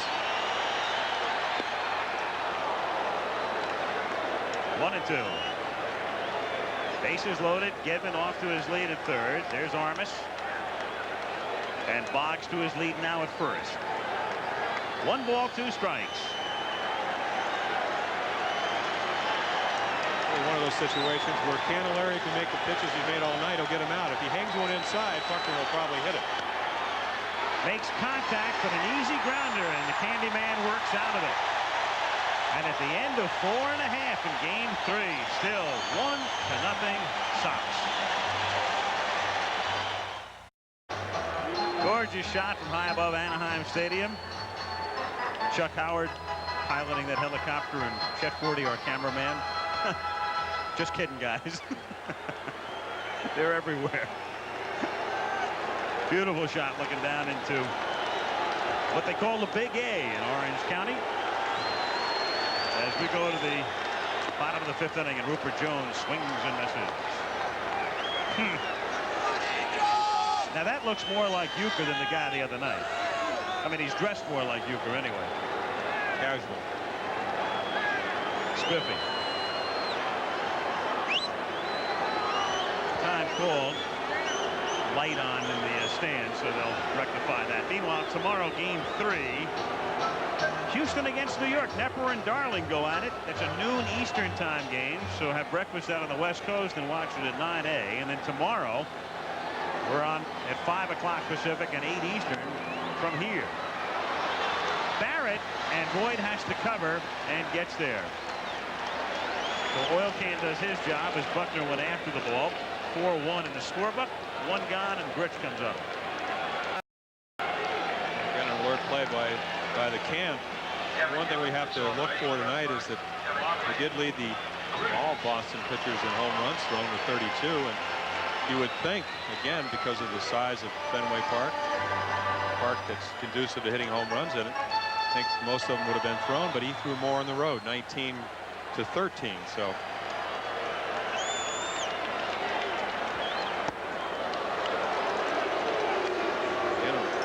watch the first game. Gene Mauch started Rob Wilfong at second base when he's been platooning. Tonight, Bobby Grich. Gene's a computer man, probably looked at the numbers. Knows the right-handers hit the can better than left-handers, so let's not start Grich. More power than Wilfong. Saw the intensity that Bobby can have in the second game. And still repairing the divot that his helmet took between third and home in Fenway.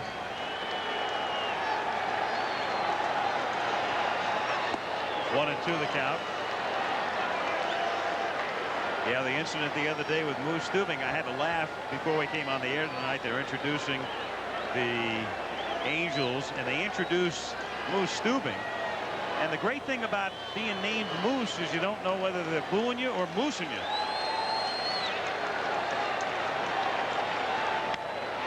To left field, relatively deep, but very playable. Rice, 2 gone. Schofield comes up. And there is the Moose. Larry Moose Stubing. He's a good guy. Nobody feels worse about what took place the other day than he does. Stood there, and again, if you missed it, I'm sure most of you read about it, did not put up his hands to stop Bobby Grich on a key play the other day. But stood there, took it, admitted it. Very decent fella. Schofield. Strike. Count 0-1. And Moose Stubing, as we mentioned the other day, is used to a lot of heat because he referees basketball games in the winter. So he can take it. Boyd dropping down for one of the rare times tonight to count 1-1. Also, one of his other duties is to be the batting instructor here in Anaheim.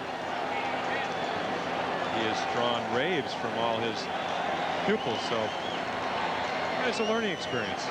Throw a home run with a hanging slider. Well, you figured maybe you better not do that again. Of course, got a little carried away. Thought he was doing aerobics, throwing his hands over his head before the game. In the third base dugout.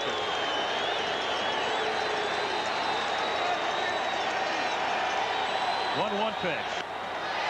Drilled to the gap in left center field. Rice racing over, can't get there. Armas plays the carom, and Schofield has a stand-up double.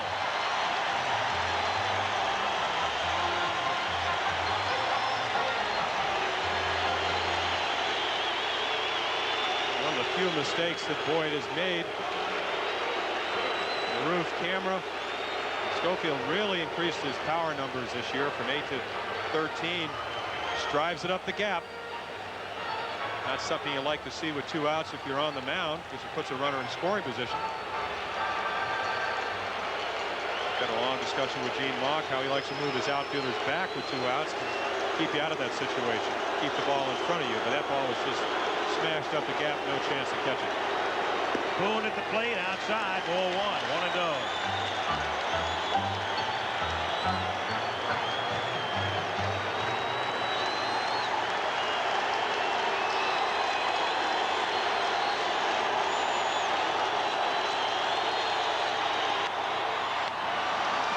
Soft pop-up. Boggs comes in, and just for a moment, things got pretty anxious for the Red Sox. But Boggs puts it away, and it's still 1-0 Red Sox.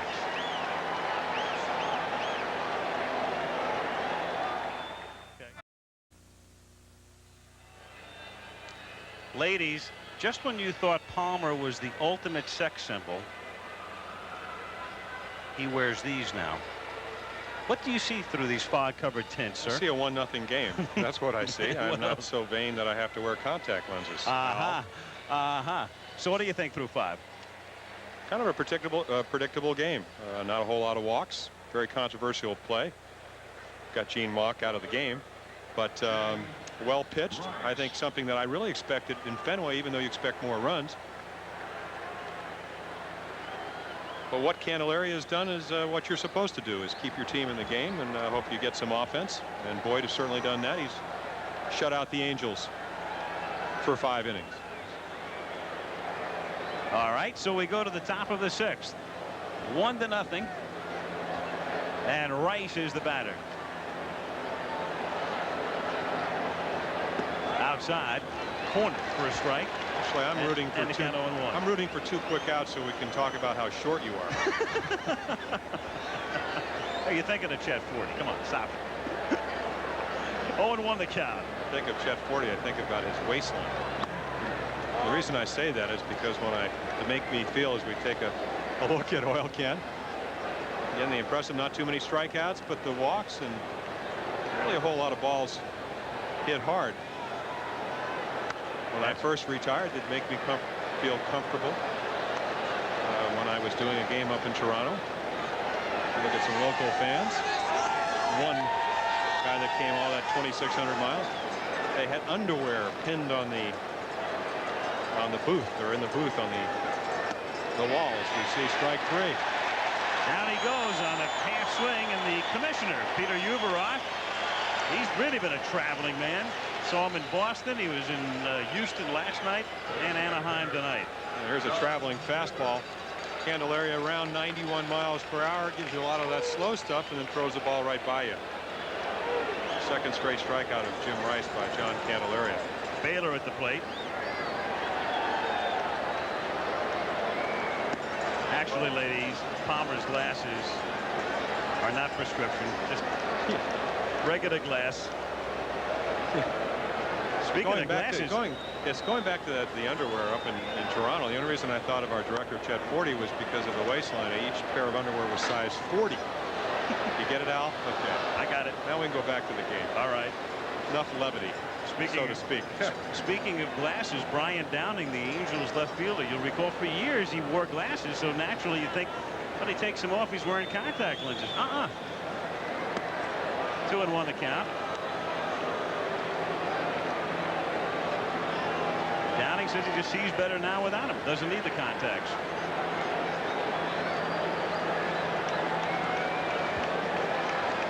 2-1 to count on Don Baylor. 1 out, bases empty in the 6th inning inside.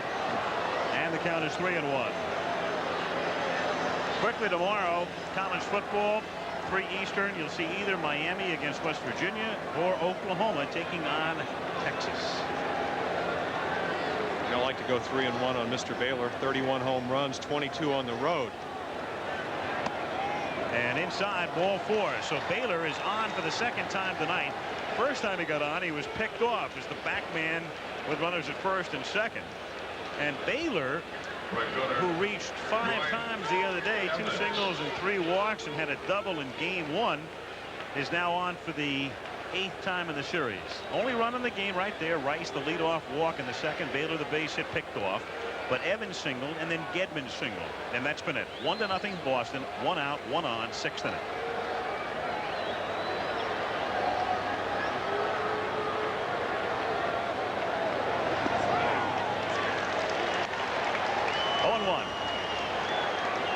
That's what power does to a pitcher. It makes you respect it. And both walks have been 3-2 counts, and they've been to Rice and Baylor. So what you do, you overthrow a little bit. You know, probably looking fastball, and you want to make it a little bit extra on it. And sometimes you overthrow, and the result is a ball. And then the next guy has had a year where he's hit 26 home runs. And just as Don Baylor hit more of them away from Fenway Park, 18 on the road, 8 at home. 1 ball, 2 strikes. Meanwhile, Candelaria is getting up to that point where they have to think about going to the bullpen again. As you look at the number of pitches, 87. And I talked to Marcel Latchman, the pitching coach, about it. I said, is there a set number? And he said, not really. Like Don Sutton, 75, 80 pitches, they start really looking closely. He said it's more or less not really the quantity, it's the quality. And anytime you're locked in a 1-0 game, you know you really can't give up another run. So you maybe work a little bit harder out there. 7-8 run lead, you can take a little bit off, not have to worry about each pitch maybe beating the ball game. 2 balls, 2 strikes. Baylor held on by Joyner. 1 out.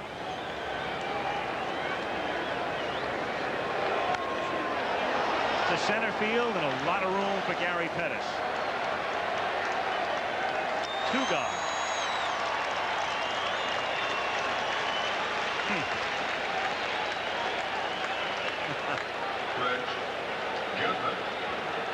Break often enough, obviously.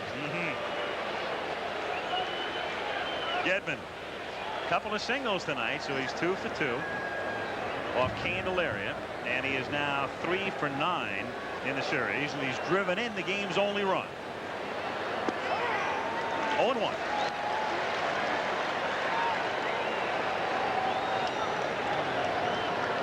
The Candyman.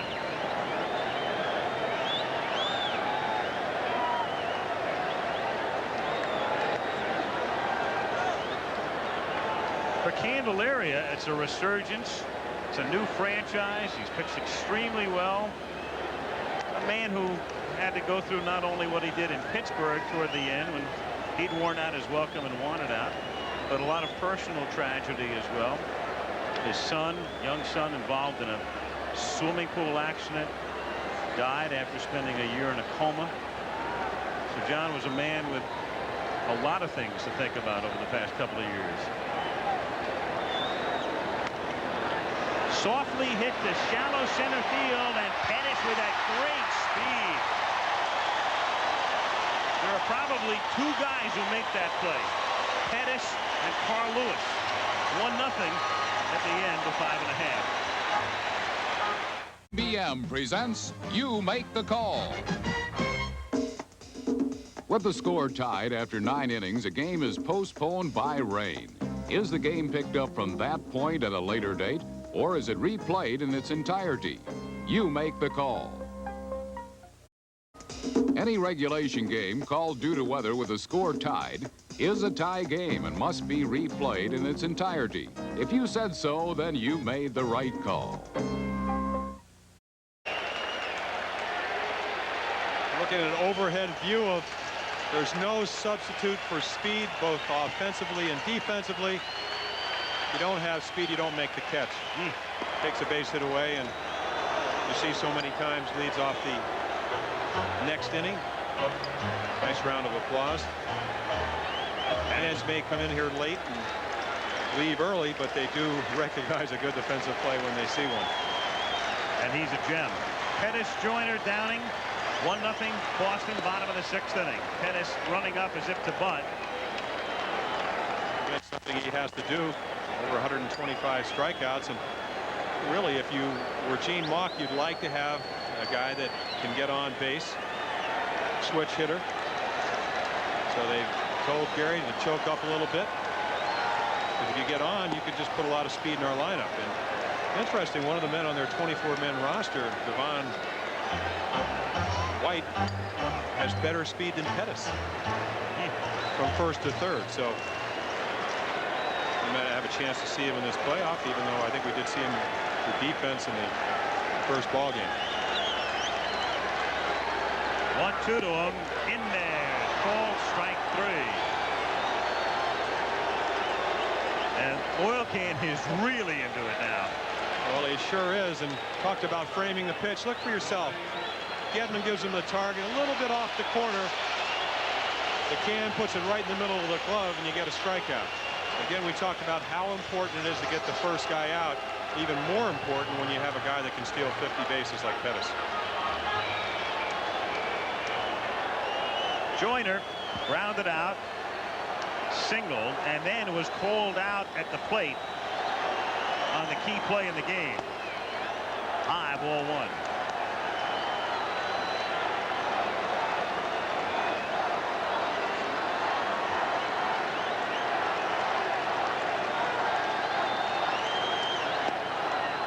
And the count 2-0. 1 out, nobody on, bottom of the 6th inning. Game 3 with the series squared at a game apiece. Red Sox leading here 1-0. 3-0 the count, with Downing waiting on deck.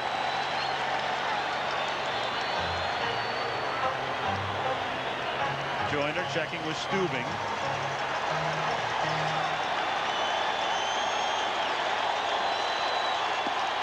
And ball 4. First walk that Boyd has yielded since Pettis led off in the first inning by drawing 1. And Gedman to the mound as Downing comes to the plate. What he came out for is to say, hey, you threw a couple of borderline pitches that could have been strikes, and they weren't. Let's get Downing. Had one heck of a year. Over 90 RBIs and 20 home runs, but he is a double play man if you get him, induce him to hit a ground ball.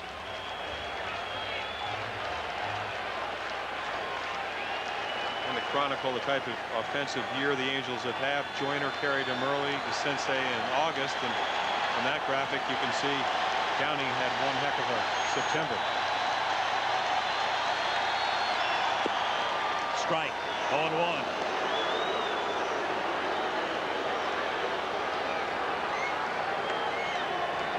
On deck, I think you recognize it.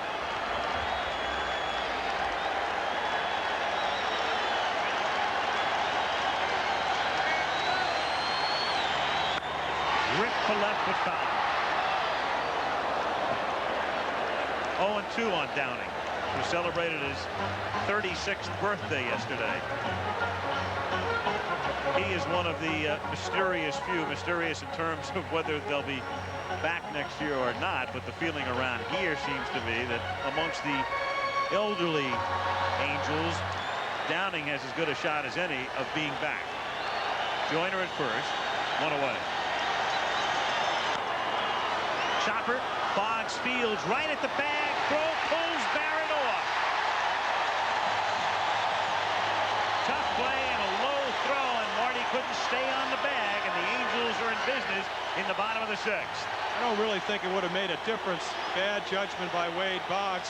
He's got the out at first. Joyner easily beats the throw. Baird makes a nice play from keeping it going into right center. So instead of taking easy out at first, you see right there, Boggs with the trying to get the lead runner. With a 1-0 lead, makes the wrong decision.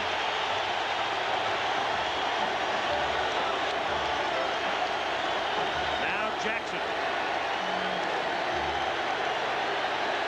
And we'll check on the scoring for you. Fielder's choice.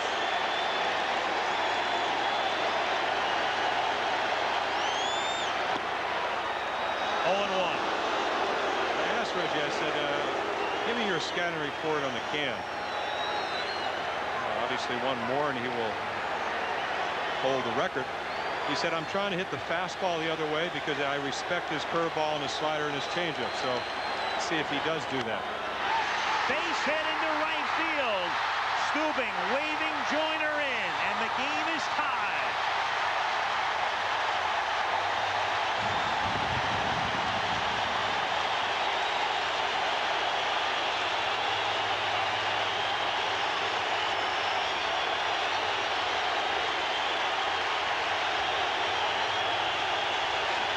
He gets a fastball, but he doesn't go to left field. He pulls it right in the hole. Boggs takes the out. The run would still score, but you'd be out of the big inning situation. Now, Oil Can angry with himself, and so Gedman goes to the mound, and McNamara has to come out just to calm him down. Don't really know who he is mad with. He looks at John McNamara as his surrogate father. John has said on many occasions you just have to try to control your emotions. You can see from the facial expression right there he's very distraught. Well, we're not going to try to play psychologist here, but there are a couple of things that he might be angry about. He could be angry about the box play. He's probably a little bit angry with himself right now as well. He did not make a good pitch to Reggie. And Reggie still hit it, so I'm sure what John is saying, hey, it's tied, but you don't lose until the other team gets one run ahead. Yep. And McNamara, of course, and John is as smart as they come as a manager. Knows he's got a guy out there who's volatile. Calm them down, get them back in gear here to face the Sensei. Downing off to his lead at second. Jackson at first.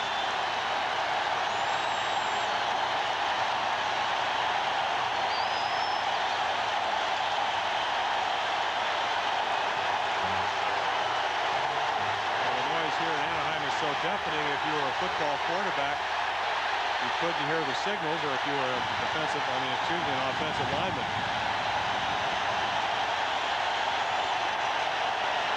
Back in 1979, they referred to the crowd as the 10th man. Makes it a little bit harder to concentrate if you're out there on the mound.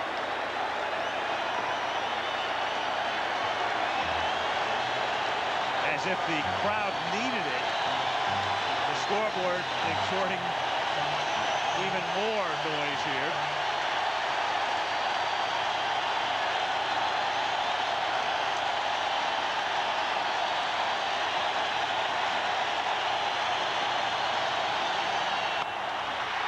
To Boggs, over to Barrett, and to Buckner. And so the 3 Bs on a 5-4-3 DP, and the inning is over. But the Angels have gotten even. We go to the 7th, 1-1. Look at Boyd.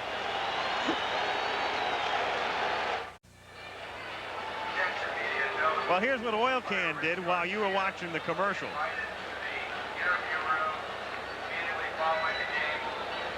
Bill Fisher there to say, great job getting out of the inning. Only small solace and consolation with a tempestuous one. But he gets out without any further damage, and we have identical totals, so this series could not be more even. Game apiece, and each team with a run and 5 hits going to the 7th. Game 3 tomorrow. Keith Jackson, Tim McCarver will be at Shea Stadium. And it comes to you at noon Eastern time. Bob Nepper, Ron Darling with that series squared. We'll be here tomorrow, 8 Eastern, 5 o'clock on the coast. Roger Clemens, 3 days rest, and Don Sutton.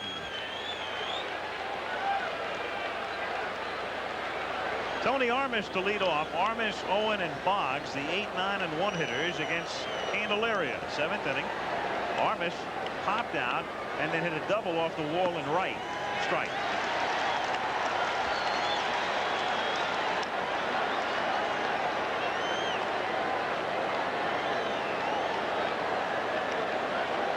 Armas, like Boyd, from a family of 14 children.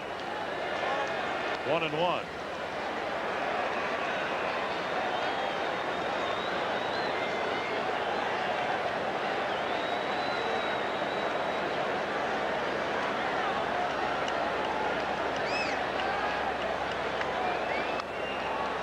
One ball, 2 strikes the count. In the Angel bullpen, that's Vern Rule, and all he is really doing right now is just getting in some throwing. He's one of the long men. Wasn't needed tonight. And he's getting in some work because chances are he won't be needed tonight. To deep center field, but room there for Pettis. On the track to the out. So 1 away, and it brings up Owen.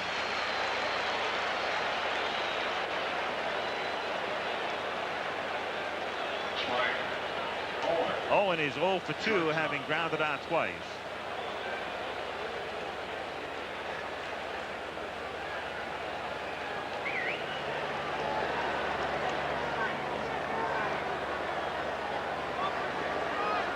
I'm really sure that maybe Rule wasn't throwing for real, only because we talked about a lot of pitches. Lucas obviously is up because Boggs is 3rd hitter in this inning. And Rule, I think with 3 games here in Anaheim, sure Gene Mauch would not want to bring Donnie Moore in this early. Well, I'm thinking if he gets through the 7th, possible. 0-1 pitch. Again, that's just I think Gene wants to have him ready in case he doesn't get through the 7th. So you get Lucas up, and Rule has really had much chance to talk about. Kind of questionable between Terry Forrester and Vern Rule, and one good outing, and they decided to keep him. 1-2. Certainly right. If they did get in trouble early in the game, he is the guy they would go to as a long man. I think they may use him for an out here. Well, you bring up a good point, because I'm thinking in terms of a right-handed setup man would normally be Doug Corbin. In there, called strike 3. So that's 5 strikeouts. Candy still looking sharp, and Boggs comes to the plate. Those backdoor breaking balls right on the outside corner. Quality pitch for a strikeout. Just to finish on Rule, the long man, and you're in a way, Mauch could be thinking about him as the setup man for Moore, especially in light of the way Corbin got lit up the other day. To deep left field, and fading on it is Downing. He's got room, and the Red Sox are gone in order in the top of the 7th inning. At the end of 6 1/2, Boston 1, California 1. It's time for the 7th. But Gene Mauch was ejected earlier. Now there is pitching coach Marcel Laxman right at your screen. Rick Burleson in front, and he's looking around, and the security guard going down, and they got a relay system going. Mauch still calls the shots from the tunnel as Jones hits a comebacker to Boyd, and the inning starts with an easy bouncer back to the mound. 1 away. And again, as we mentioned earlier, as long as you don't make it obvious and show the umpire up, they'll let you stand back down there and let your little relay system go. And in most ballparks you can pull it off because the runway is behind the dugout. The worst place in history, of course, to get thrown out of a game as the visiting manager would be Candlestick Park in San Francisco. There's no runway. You got to go out down the right field line and back in the clubhouse. No sneaking around there without disguises. Rich loops it foul, and the count is 0-1. Donnie Moore now throwing in the bullpen. So we're to that point. We were talking about how the bullpen might be utilized. The other thing, too, is, Jim, that Moore hasn't pitched in several days, so he is definitely ready, and he could have an extended stint if necessary.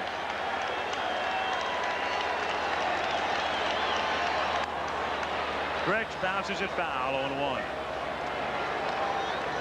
Again, with the relative infancy of this playoff, even though it's come down to 3 and 5, originally 4 out of 7, I think that Gene would more apt to go with Donnie for 3 innings or whatever, even though we're now looking at an 8th inning situation on Saturday or Sunday than he would tonight. So right now, though, at this point, what's your best in there? No balls, 2 strikes the count. Fouls it at the plate. Still 0-2. Game tied, 1-1, 1 out, bases empty, bottom of the 7th. You know, talking about managers and getting thrown out, I'll never forget Chuck Tanner when he was managing in the minors at Hawaii in 1970. Got thrown out of a game in Tucson where the clubhouse was in the outfield. Borrowed a wig and a mustache and sat in the box back of the dugout and called the shots. 1-2.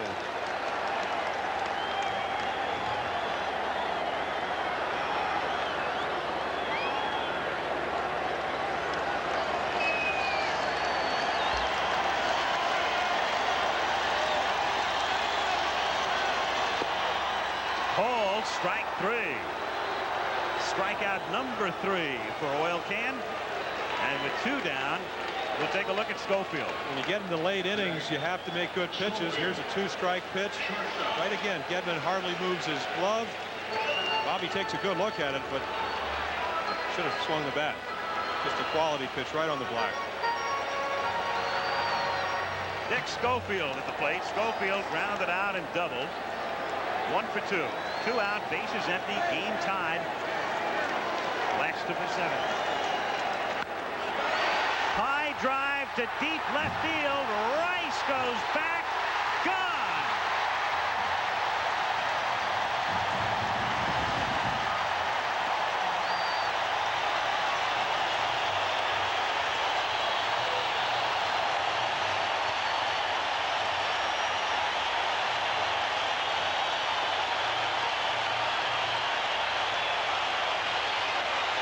Talked about last inning, 32 home runs on the year for Oil Can.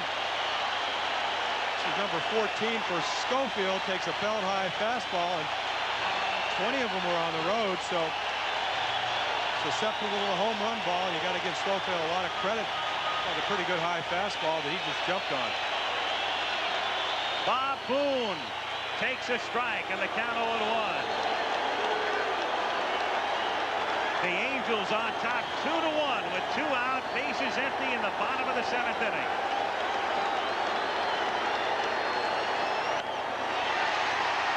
To center and in there.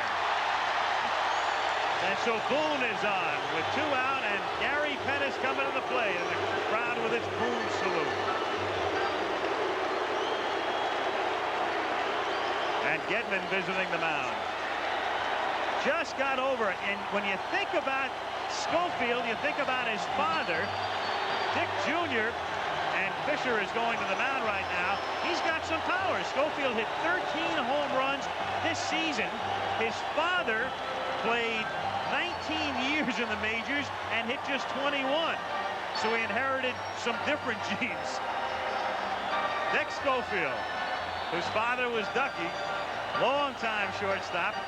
And Schofield is a man who hit one of the most dramatic home runs of the whole season. The grand slammer against Detroit that capped an 8-run 9th inning in August.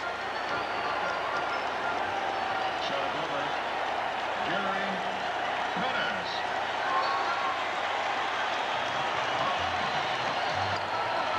An outstanding defensive shortstop that each year has gotten better at the plate. 193, then the 219. This year almost 250, and the power production's gone up. The errors have come down defensively. You have to give Gene Martin a lot of credit for sticking with him. A lot of times you hit 193 and you go back to the minors and never come back. Now Pettis, low.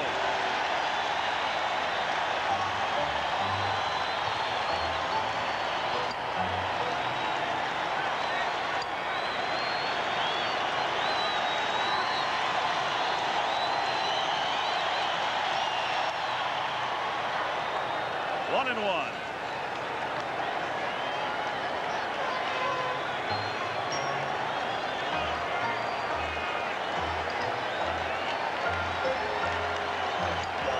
Pettis only hit 5 home runs, 3 from the left side. He's a switch hitter, and one of them was in Boston off the can. So Oil Can has to respect him. Not normally known for his power. Make a mistake, he can pull the ball and then looking even more at a deficit.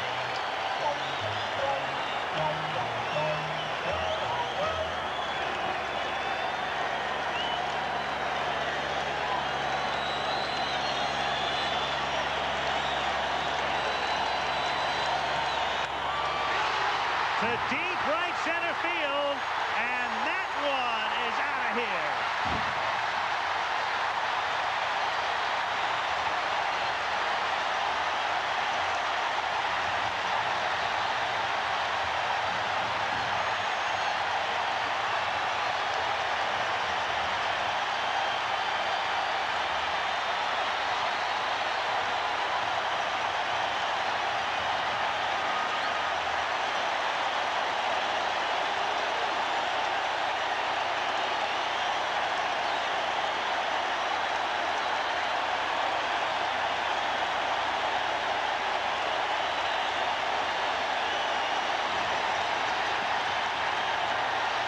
Curtain call for Pettis, who hits one out of here, and now Boyd is out of here as McNamara goes to the mound, and the Angels, before this uproarious throng, leading 4-1. We said unexpected, but you make the mistake. Fastball in the middle of the plate, behind in the count. Count that Pettis might try to go out and look for a fastball and get out in front. He does exactly. That mistake went about 400 feet.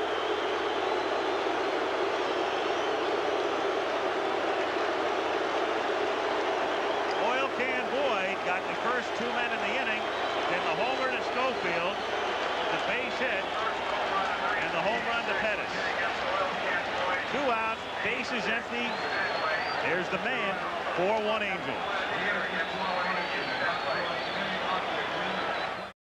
This ABC Sports exclusive is being brought to you by Bud Light. Everything else is just a light. Joe Sambito out of the bullpen with the Angels on top 4-1, and Wally Joyner at the plate. 2 out, bases empty in the bottom of the 7th inning. Home runs by Schofield and Pettis. And Pettis' home run, counting the regular season, would be number 6 for him. Interestingly, 1 of the 5 during the regular season was off Oil Can. Barrett fields on the hop. That's that. But the damage has been done. 2 homers and 3 runs. And on to the 8th we go with the Angels on top 4-1. I already said that, but that's all right. 4-1 as we go to the 8th inning, and Oil Can Boyd leaving to a chorus of what you might expect. Here's how John McNamara talks about Boyd. Been outstanding. This is a fine young man, maybe misunderstood because of some of the things that he does on the mound. He's exuberant. He shows his emotions, and he's not out there to show anybody up, but he proved everything that was written about him or said about him were negative. The unfortunate thing through it all was him taking the uniform off when he wasn't selected on the All-Star team and walking out of the clubhouse. And, you know, we had a job to do, and we did it. But his return, he has been successful. He's a good pitcher, and he's a good young man. And I'm happy that things are square with him. Does he understand in retrospect? 8th inning, 4-1 California, and Donnie Moore comes out of the bullpen with Marty Barrett at the plate taking a strike. So Donnie Moore, who's their closer, comes in to try to close out the Red Sox and get the 6 outs the Angels need to go on top of the series. 4-1 California. Barrett losing his bat, 0-2. Much as Candelaria was a reclamation project having surgery this year, Moore's had his problems as well. He's at 3/4 zone shots. Well, he has in shoulder problems all year. Last year, 31 saves. You saw the graphic, only 21 this year. Look at the totals of John Candelaria. But Moore picked in the compensation pool from Atlanta by the Angels, re-signed as a free agent. Contract of right around $1 million a year for 3 years. That's why he's their stopper. And when he's healthy, he's able to do that. Great forkball, fastball, and slider. Line drive, base hit into left field. Interesting little sequence there. He got ahead 0-2. Boone went to the mound. Maybe you can guess as to what that might have been about. And then Bob settles in behind the plate. And the 0-2 pitcher is ripped into left field. Well, he probably asked him how he's going to try to get him out. And what they tried to do was throw a fastball by him on the inside part of the plate. And we talked about it the other day. Marty Barrett had a disappointing year last year after hitting 300. Instead of playing golf, doing personal appearances and so on, lifted weights 3 times a week, aerobics and whatever. I think he's found, as a lot of players have, if you want to play the game of baseball for a long time, it's a 12-month-a-year type of job. Buckner at the plate. Let me ask you a question, though, just to relate back to what Boone did. Doesn't it throw you out of rhythm a little bit? You get ahead 0-2, and then the catcher comes to the mound and settles back in? If you're a starting pitcher, yes, because you've already discussed how you're going to pitch a guy. But here's Moore coming into a game. He gets 0-2, and all of a sudden, maybe Boone had a question. He didn't know what or how well Moore is throwing tonight. How do you feel? He has had shoulder problems. You want to try to get him out, up and in. They did. They made a pretty good pitch. He just hit it. Fly ball to center field, shallow. Here comes Pettis. One gone. One of the things, excuse me, Al, when you go back to the oil can, and some of the things that McNamara said is, if you go back and you look at the type of year that Roger Clemens had, a fantastic year at 24-4, you don't win games on your own. You expect your team to score runs. They averaged over 6 runs a game for Roger Clemens this year. He pitched extremely well. They played well behind him defensively. Candelari's the same thing. In 12 out of his 16 starts, they averaged over 5 runs. So maybe they haven't gotten 5 runs for him tonight, but the Angels played good defense for him. They scored runs. They didn't do that for Boyd. Get 1 run, you better pitch really well. He did not pitch poorly tonight. 1-0 the count on Jim Rice, who has walked and struck out twice. 4-1 California, 1 out, 1 on in the top of the 8th inning.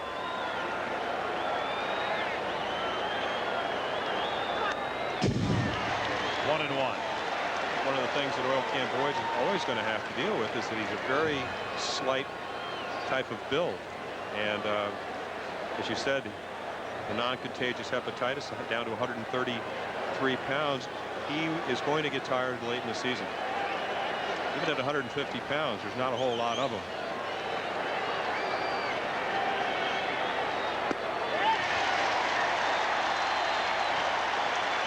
One ball, 2 strikes. Again, great forkball. What sets it up is a good fastball, and right there, Jim Rice can't catch up with a good one on the outside part of the plate. Toward the gap in right center field, racing back as Jones can't make the play. Barrett had to hold, and thus is stopped at third on a double by Rice. Ball hit very sharply, but appeared to be catchable as Jones got into the area and couldn't flag it down. And the Red Sox have runners at second and third with 1 away. Well, you described it perfectly. Ball is hit very sharply. As I said, Rupert Jones used to be a center fielder. Right there, looks like he's going to catch the ball. He jumps a little bit too early. Ball goes right by the side of his glove. Again, part of pitching is good defense. That was not a good defensive play. Ball should have been caught, and you're looking 2 outs and a man on first. Now you have second and third. But it's the type of play that will always be scored ahead. It's a double for Rice. Runners at second and third, 1 out. Infield, of course, can play back, and a balk to make it 4-2. Terry Cooney, the plate umpire, calling the block, and Moore wants to know why. Well, he joined his hands, which is really starting your windup, and then did not back off the rubber when he separated him. We'll have a shot at that, but you can't start your windup and stop without stepping off the rubber. So it's Kind of a gift run. So now with Baylor at the plate, a swing and a miss, and Rice is the runner at third. It's 4-2. One out in the 8th inning. A ground ball to second or short, or a deep fly ball puts them only 1 run down, and you have the winning run at, the tying run at the plate now. It's interesting, in the first ball game, the game that the Angels won 8-1, we saw Gene Mauch put Devon White out in right field for defense. Meanwhile, this is the tape of.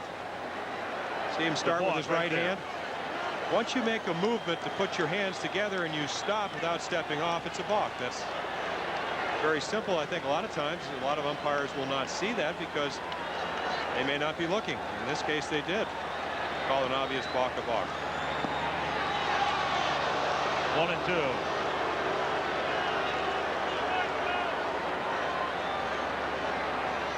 Rice at third, 1 down, 8th inning. 4-2 Angels.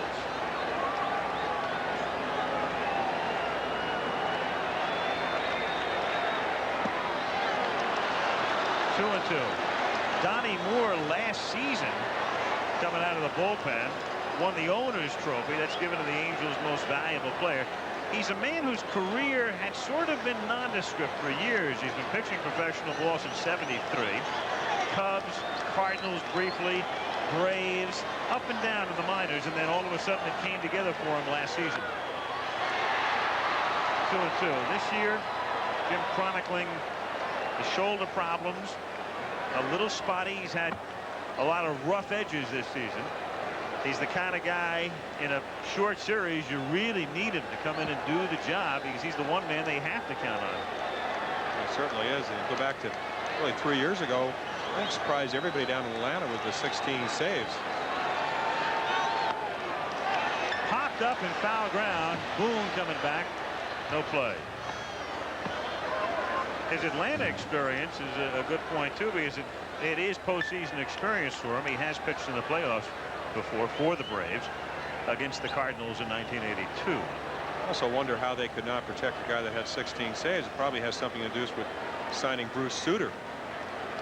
Spend all that money, you get a guy that you figure that is going to come in and somewhere around 40 saves a year.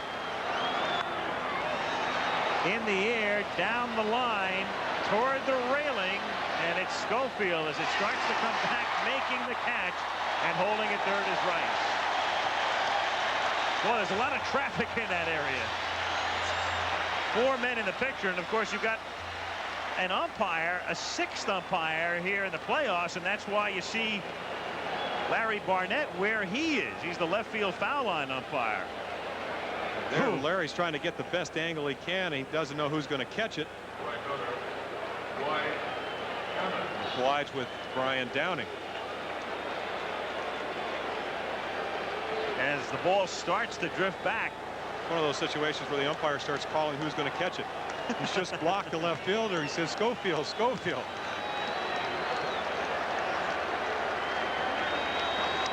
You start hoping you don't impede somebody from catching. He did. That's why he was calling Schofield. Sure. Downing was in big trouble. Strike 0-1.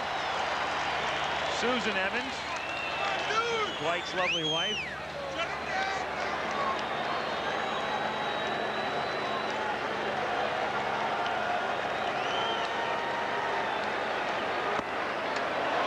One and one.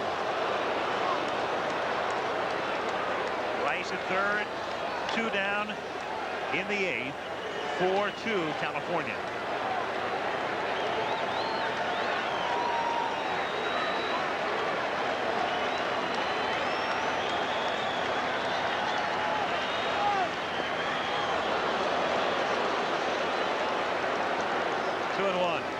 The Angels, as we look again, and a run saved here by Bob Boone on a nice play.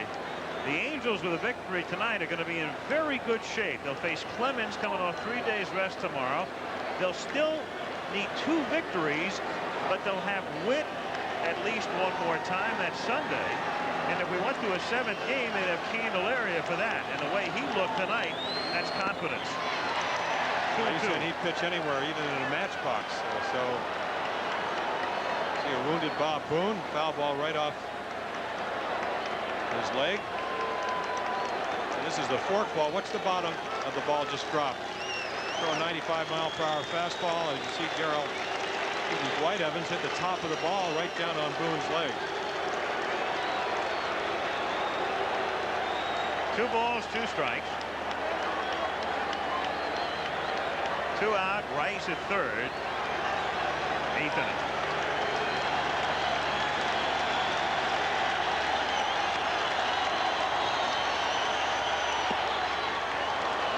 So now the count is full, and on deck is Gedman.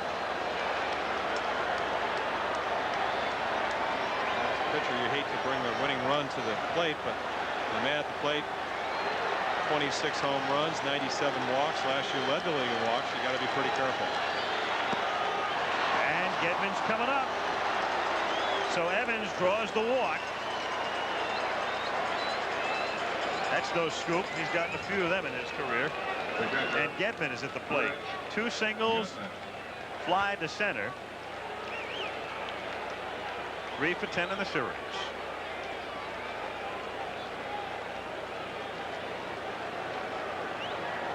And this crowd of more than 60,000 a little quiet right now and a little anxious.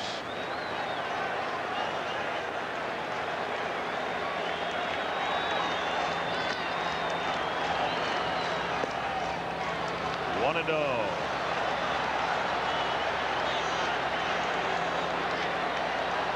Gedman, who plays half his games in Fenway Park. Think about this. Gedman hit 2 home runs at Fenway all year. He hit 3 home runs. As you look at his wife Sherry, he hit 3 home runs in this ballpark.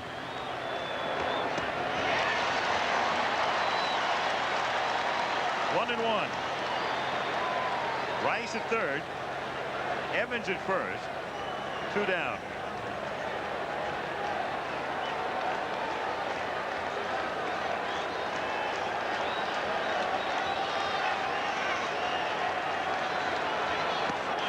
Good pitch, turned it over.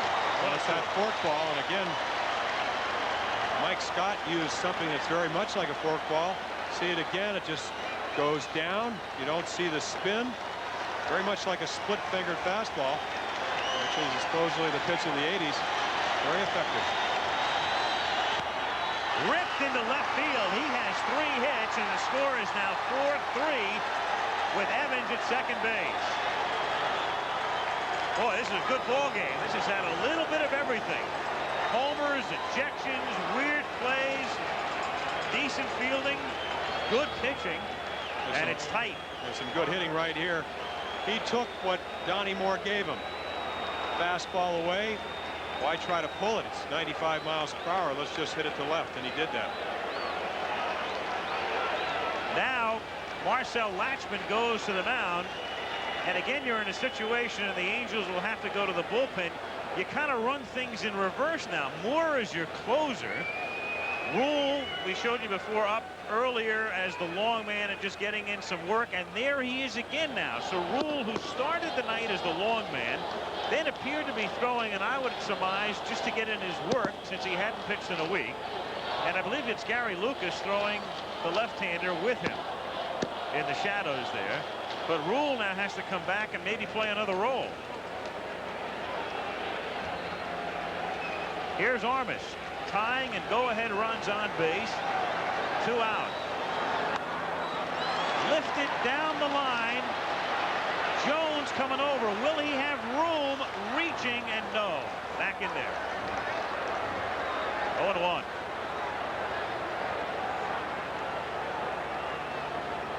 A good effort by Rupert Jones. Ball just out of reach. And wouldn't Jones have loved to make the catch there? As you look at Tony's wife, Louisa, it was Jones who was unable to handle Rice's drive to keep this inning going. Yeah, it'll be interesting to see if Devon White goes back out there. They used him for defense before. With great speed. He usually did not make that move. Rip to left center, but there's Pettis, and he gets there to make it look very easy. So the Red Sox get a couple. We go to the bottom of the 8th. 4-3 Angels. In Anaheim, Al Michaels and Jim Palmer with you as Calvin Schiraldi comes out of the bullpen to make his first appearance. He has become the ace of the Boston bullpen. They normally bring him in situations to protect the lead, but he hasn't pitched in nearly a week, and the game is close enough, and it's the playoffs, and here he is to try to keep the Angels close in the bottom of the 8th. Downing, Jackson, and DeCinces coming up in the bottom of the 8th inning. 4-3 California. Well, he has a curveball and a changeup, but the one pitch you better get ready for is the fastball. I said in the first telecast, this is the first overpowering reliever the Red Sox have had since Dick Raditz. And he came out of the minor leagues. Remember, he started at Pawtucket this season, came over in a deal with the Mets as part of that Bob Ojeda transaction, and he has become the stopper. Soft liner to short and caught by Owen. One away. The Sox for a long while had Bob Stanley as their short man, and then Stanley struggled all season long and finally relegated to the setup man and middle relief as Schiraldi emerged as the key man. Reggie Jackson, whose base hit and leave it to Reggie in October, tied the game in the bottom of the 6th inning. First and second and the one out when he came up and singled into right field.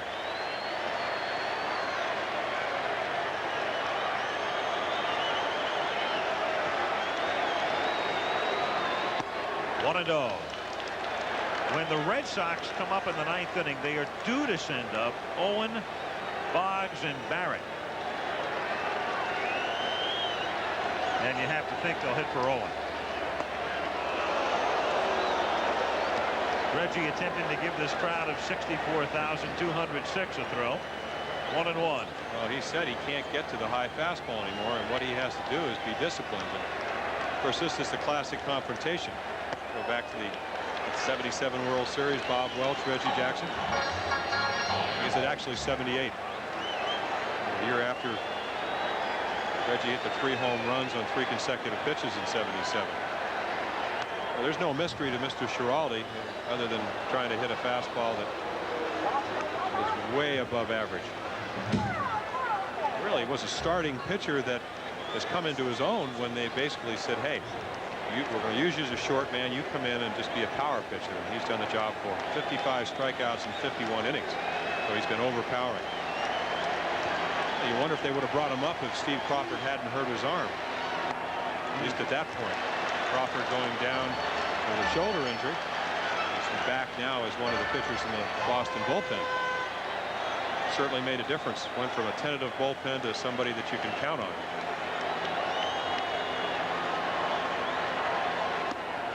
And Jackson gets the call, ball 4. Meanwhile, as DeCinces comes up, let's go to the 4th inning. 2 on, 2 out here. Boyd delivering to DeCinces. It's the fluky little ground ball to first that winds up hitting the bag. Caroms to Boyd. Off his glove to Buckner, who throws home. And on the replay, what appears to be a safe at home situation where Joyner toes the plate and Gedman makes the tag and was originally called safe and then out on the appeal, resulting in Mock's ejection. DeCinces is 1 for 3. Little squibber foul. You know what I'm thinking, Jim, on that play? The plate umpire makes the initial call, then gets help. The third base umpire makes the ultimate call, and the first base umpire throws Mock out of the game. That's what they call teamwork. Yeah, right.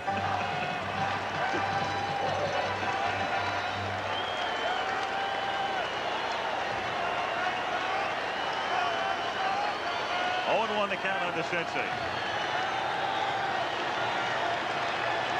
Jackson at first base. 1 out. Fouled away and the count 0-2. And again, Mock back in the tunnel and obviously still calling the shots with the relay system in effect. You could do it by phone. Sure. I know Earl. I think Earl Weaver were talking about earlier, we had over 90-some ejections. Might have even gotten into the hundreds this year. Used to do it by phone. Sometimes it'd be a couple pitches too late. 1 ball, 2 strikes the count. There is John McNamara. He brought up a good point. Schiraldi, who is a stopper, has not pitched in just about a week. You know you're behind in this ball game. You want to bring him in, keep the game here, but also get him some work in case you have to use him in the next 2 ball games. 2-2 the count. Really a classic confrontation. You have a dead fastball hitter at the plate. Doug DeCinces loves the ball out over the plate, and a guy that's going to just try to throw it by him. Who's going to win?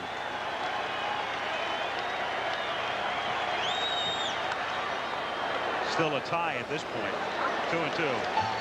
Schiraldi coming out of the University of Texas, and yes, he did pitch on the same staff with Roger Clemens. Is that a pretty good college team? Actually, he was college pitcher of the year, and then when they went to the College World Series, Clemens was the pitcher of that particular World Series. So.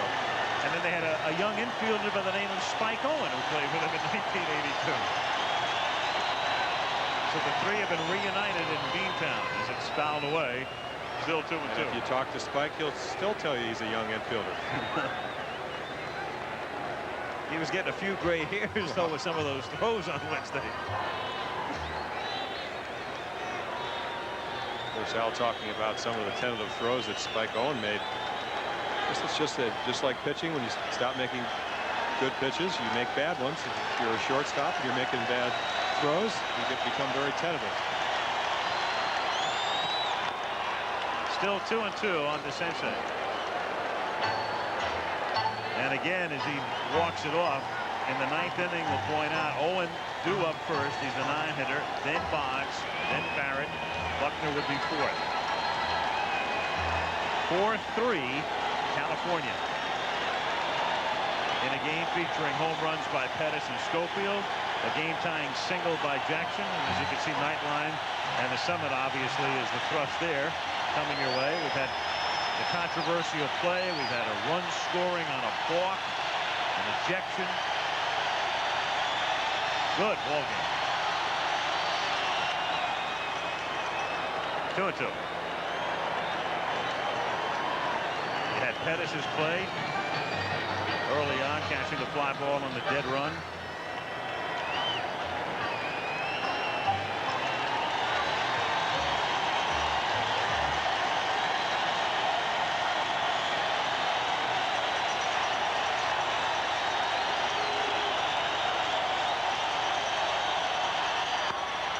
Toward the hole, but Boggs gets there, then boots it through him into left field.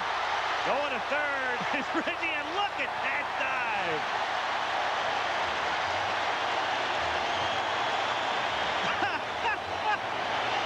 One of the all-time classic slides. I mean, all-time. First and third. Well, potential double play ball. Again, I think the ball right there just kind of stays down. Not an easy play, but one that Wade Boggs usually makes, but doesn't tonight. So instead of being out of the inning, you have first and third, and the Angels possibly adding to their lead. It's not pretty, but effective. You know, I'm almost thinking Reggie's thinking, hey, wait a second, I'm 40, and some of you think I'm old, but I'm going to show you. Looks like he's trying to break up a double play. He's got his bases confused. Jones.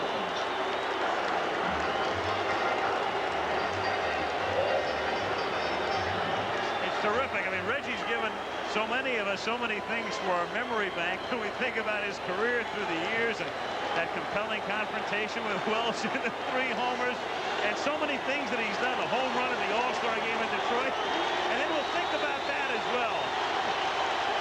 What a dive.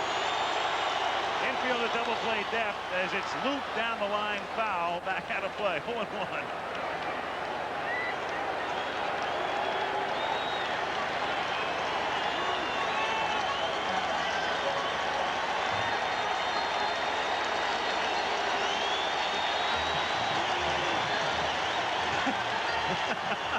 That's Reggie. What brand are they? That's the most important thing. And there's where he's normally a fashion plate. but he's not going to make the cover of GQ tonight.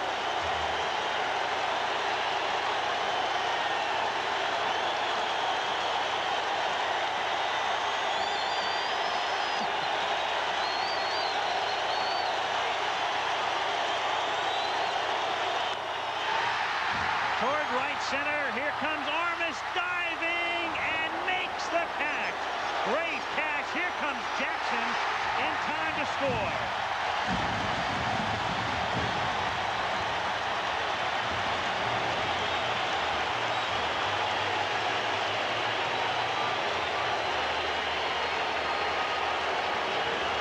So Jones with a sacrifice fly, and it's 5-3 California. A great play by Tony Armas. Doesn't save the run, but it saves a second and third. Like he trapped it to me. Yes, it does. The right field umpire, Larry McCoy, made the call.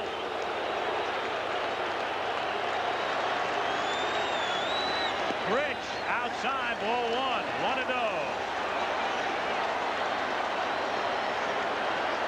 That's a difficult play for the umpire. It's also a difficult play for the Angels to argue about because they couldn't see it very well.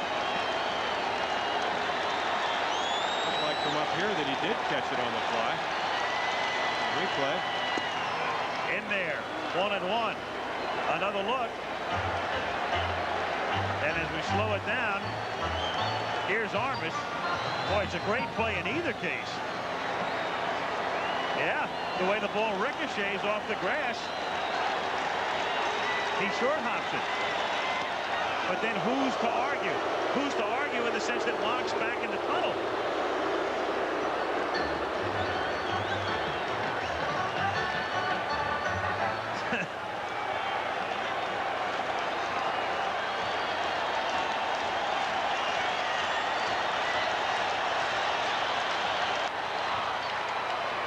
Boy, I tell you something about Reggie. Love him or hate him, he'll give you his share of thrills.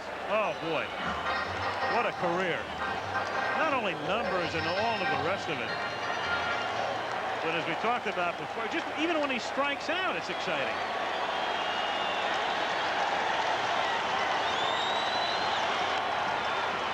Looper fouled away. Still 2-2. I thought that was an interesting question that says kind of year you had. And a perfect example is that the numbers aren't very good for this year. Not a Reggie Jackson type of year, but how did he get on this inning? Laid off the high fastball and walked. 93rd time as you took a look at John McNamara and now Reggie Jackson. So if you can't hit home runs, you help him by getting on base. That's inside, ball three. A much higher on base percentage for Reggie this year than last year.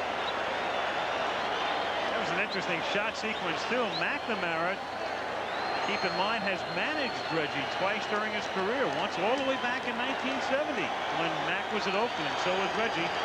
And then here were the Angels a couple of years ago. 3-2 pitch with the runner going. He's hit in the air to left field and right to Rice for the out. But a big error by Boggs leads to a big Angel run. To the ninth we go. 5-3 California.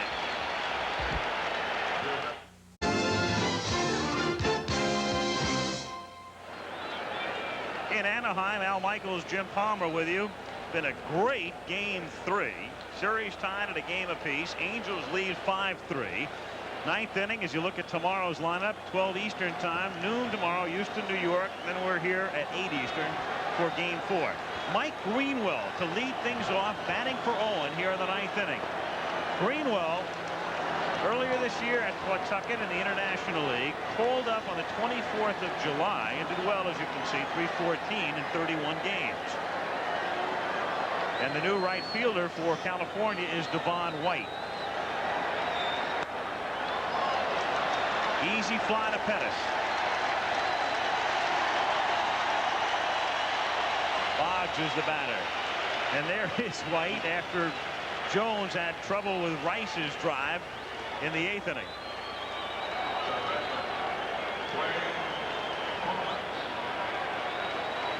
Boggs at the plate. Boggs, 1 walk tonight and 0 for 3 with all 3 in the air to the outfield. Strike, 1-1. Donnie's wife, as anxious as the rest here in Anaheim. Hopeful her man can put their club up 2-1. 1-1.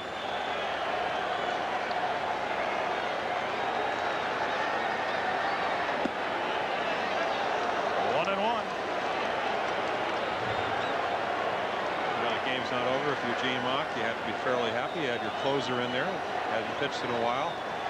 Don Sutton going tomorrow. Only 3 complete games, so you get him a couple of innings to familiarize him with the mound. Another routine fly ball, and 4 flyouts for Boggs tonight. Barrett. If he can get on, then Buckner would be the tying run.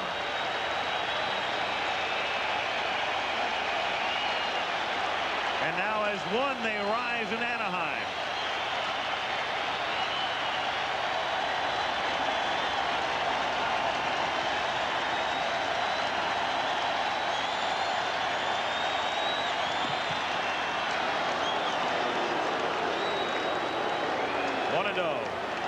That last fly ball, the 8th putout tonight for Gary Pettis.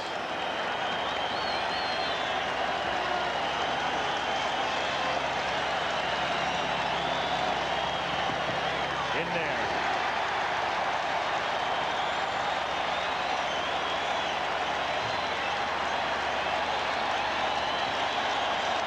Very educated fans take a look at Reggie. They know you got to get 27 outs. They already got 26, so this obviously is a very important. And Marty Barrett's doing what he can, flinching, doing everything to try to distract Donnie Moore. 2-1. In this situation, obviously, a base on balls is as good a hit as a hit.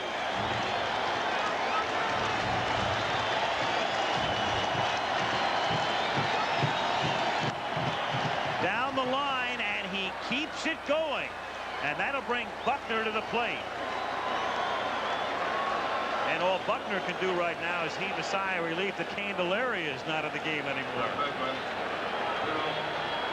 The Candyman struck him out twice and got him to ground out, and then he faced Moore and flied out in the 8th inning. When we saw this in Boston, it just pitched Marty Barrett up and away. Just take you to right field. Doesn't try to pull the ball. Doesn't try to do anything more than you can do with a pitch that's up and away. Results a base hit. Buckner, the tying run, hit 18 homers during the regular season. This is a career high. If you mess around down and in, he can take you deep. And it's hit to left field, and it's hit to Downing, and the Angels have the lead in the series.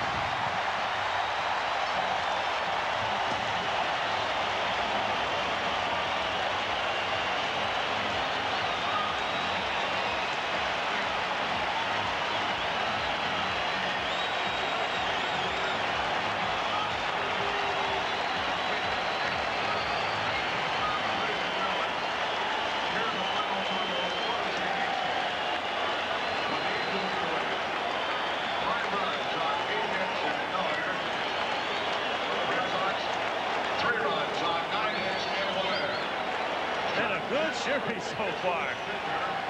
2 sort of one-sided games in Boston, but interesting enough. And then a real beauty tonight in Anaheim. We'll be back. Game 2. Capped by Keith Hernandez' 2-run triple, the Met offense came alive. Their defense made the plays, and stingy Bob Ojeda closed the door on the Astros attack. Now the series is tied as Houston heads into New York for Game 3 tomorrow. So the California Angels win it by a score of 5-3. Good pitching duel early on. Controversy, then the home runs. The dramatic happenings of tonight sort of capsulized in a way on this play by Doug DeCinces, the ground ball up the first base line with runners at first and second and 2 down in the 4th inning. Boston was ahead 1-0. And the play at the plate, initially it was ruled Joyner was safe, which the replay appears to bear out. Then on the overrule by Rich Garcia after help was asked for by Terry Cooney, the safe call, the ejection of Gene Mock.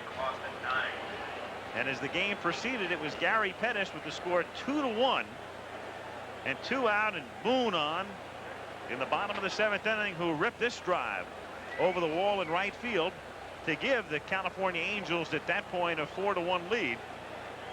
And they went on to win it by a score of 5-3. So the Angels are on top in the series 2-1 with game 4 coming up tomorrow.